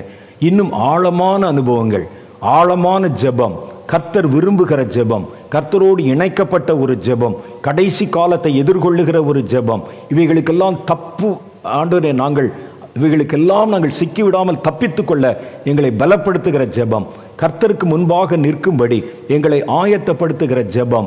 இந்த ஜெபத்தை செய்வதற்கு எங்களுக்கு கண்டிப்பாய் பரிசுத்த ஆவியானவர் தேவை என்று நாங்கள் அறிந்திருக்கிறோம். அந்த ஆவியானவர் எங்களை நிரப்பவும் எங்களை தம்முடைய சித்தத்தின்படி நடத்தவும் எங்களை முழுவதும் ஒப்பு கொடுக்க நாங்கள் ஆயத்தமாக இருக்கிறோம். நாங்கள் இன்றைக்கு பேசிக்கொண்ட காரியங்கள் கொஞ்சம், நாளைய தினத்திலே நாங்கள் இன்னும் அதிகமாய் பேசி உம்முடைய அபிஷேகம் எங்கள் மேல் இறங்குவதற்கு எங்களுடைய இருதயத்தை ஆயத்தப்படுத்தி காத்திருக்க போகிறோம். ஜெபத்தினுடைய மேன்மையான ஆசீர்வாதங்களை இந்த வார்த்தைகளை கேட்ட ஒவ்வொருவரும் பெற்றுக்கொள்ளும்படிக்காக, அதற்காக கர்த்தர் இந்த இரவிலே அவர்களை ஆயத்தப்படுத்தும்படிக்காக நான் இவர்களுக்காக மன்றாடுகிறேன். கர்த்தர் எங்கள் ஜெபங்களை கவனியும், ஜெபங்களை ஏற்றுக்கொள்ளும், ஆசீர்வதியும். இயேசுவின் நாமத்தினாலே எங்கள் ஜெபங்களை ஏற்றுக்கொள்ளும் எங்கள் பிதாவே, ஆமென். ஜெபத்தினுடைய ரகசியங்கள், பெரிய ரகசியங்கள் இருக்கிறது. ஆவியானவரை கொண்டு பண்ணுகிற ஜெபத்தினுடைய தன்மை எவ்வளவு முக்கியமானது என்பது இருக்கிறது. இதை நம்ம இப்போ தான் ஆராய ஆரம்பிச்சிருக்கிறோம். இன்னும் பெரிய காரியங்களை கர்த்தர் நமக்கு வெளிப்படுத்தி பேசணும். அது வரைக்கும் நீங்கள் ஆயத்தப்படுங்க, கர்த்தரிடத்தில் கேளுங்க. இன்னும் புதிய அனுபவங்களை ஜெபத்திலே கர்த்தர் உங்களுக்கு கட்டாயம் தந்தருளுவார். நான் உங்களுக்காக ஜெபிக்கிறேன். நாளை தினத்தில் இது சம்பந்தமான வேறொரு புதிய செய்தியோடு நான் உங்களை சந்திக்கிறேன். அதுவரை ஆண்டவராகிய கர்த்தர் உங்களை ஆசீர்வதித்து காப்பாராக. ஆமென்.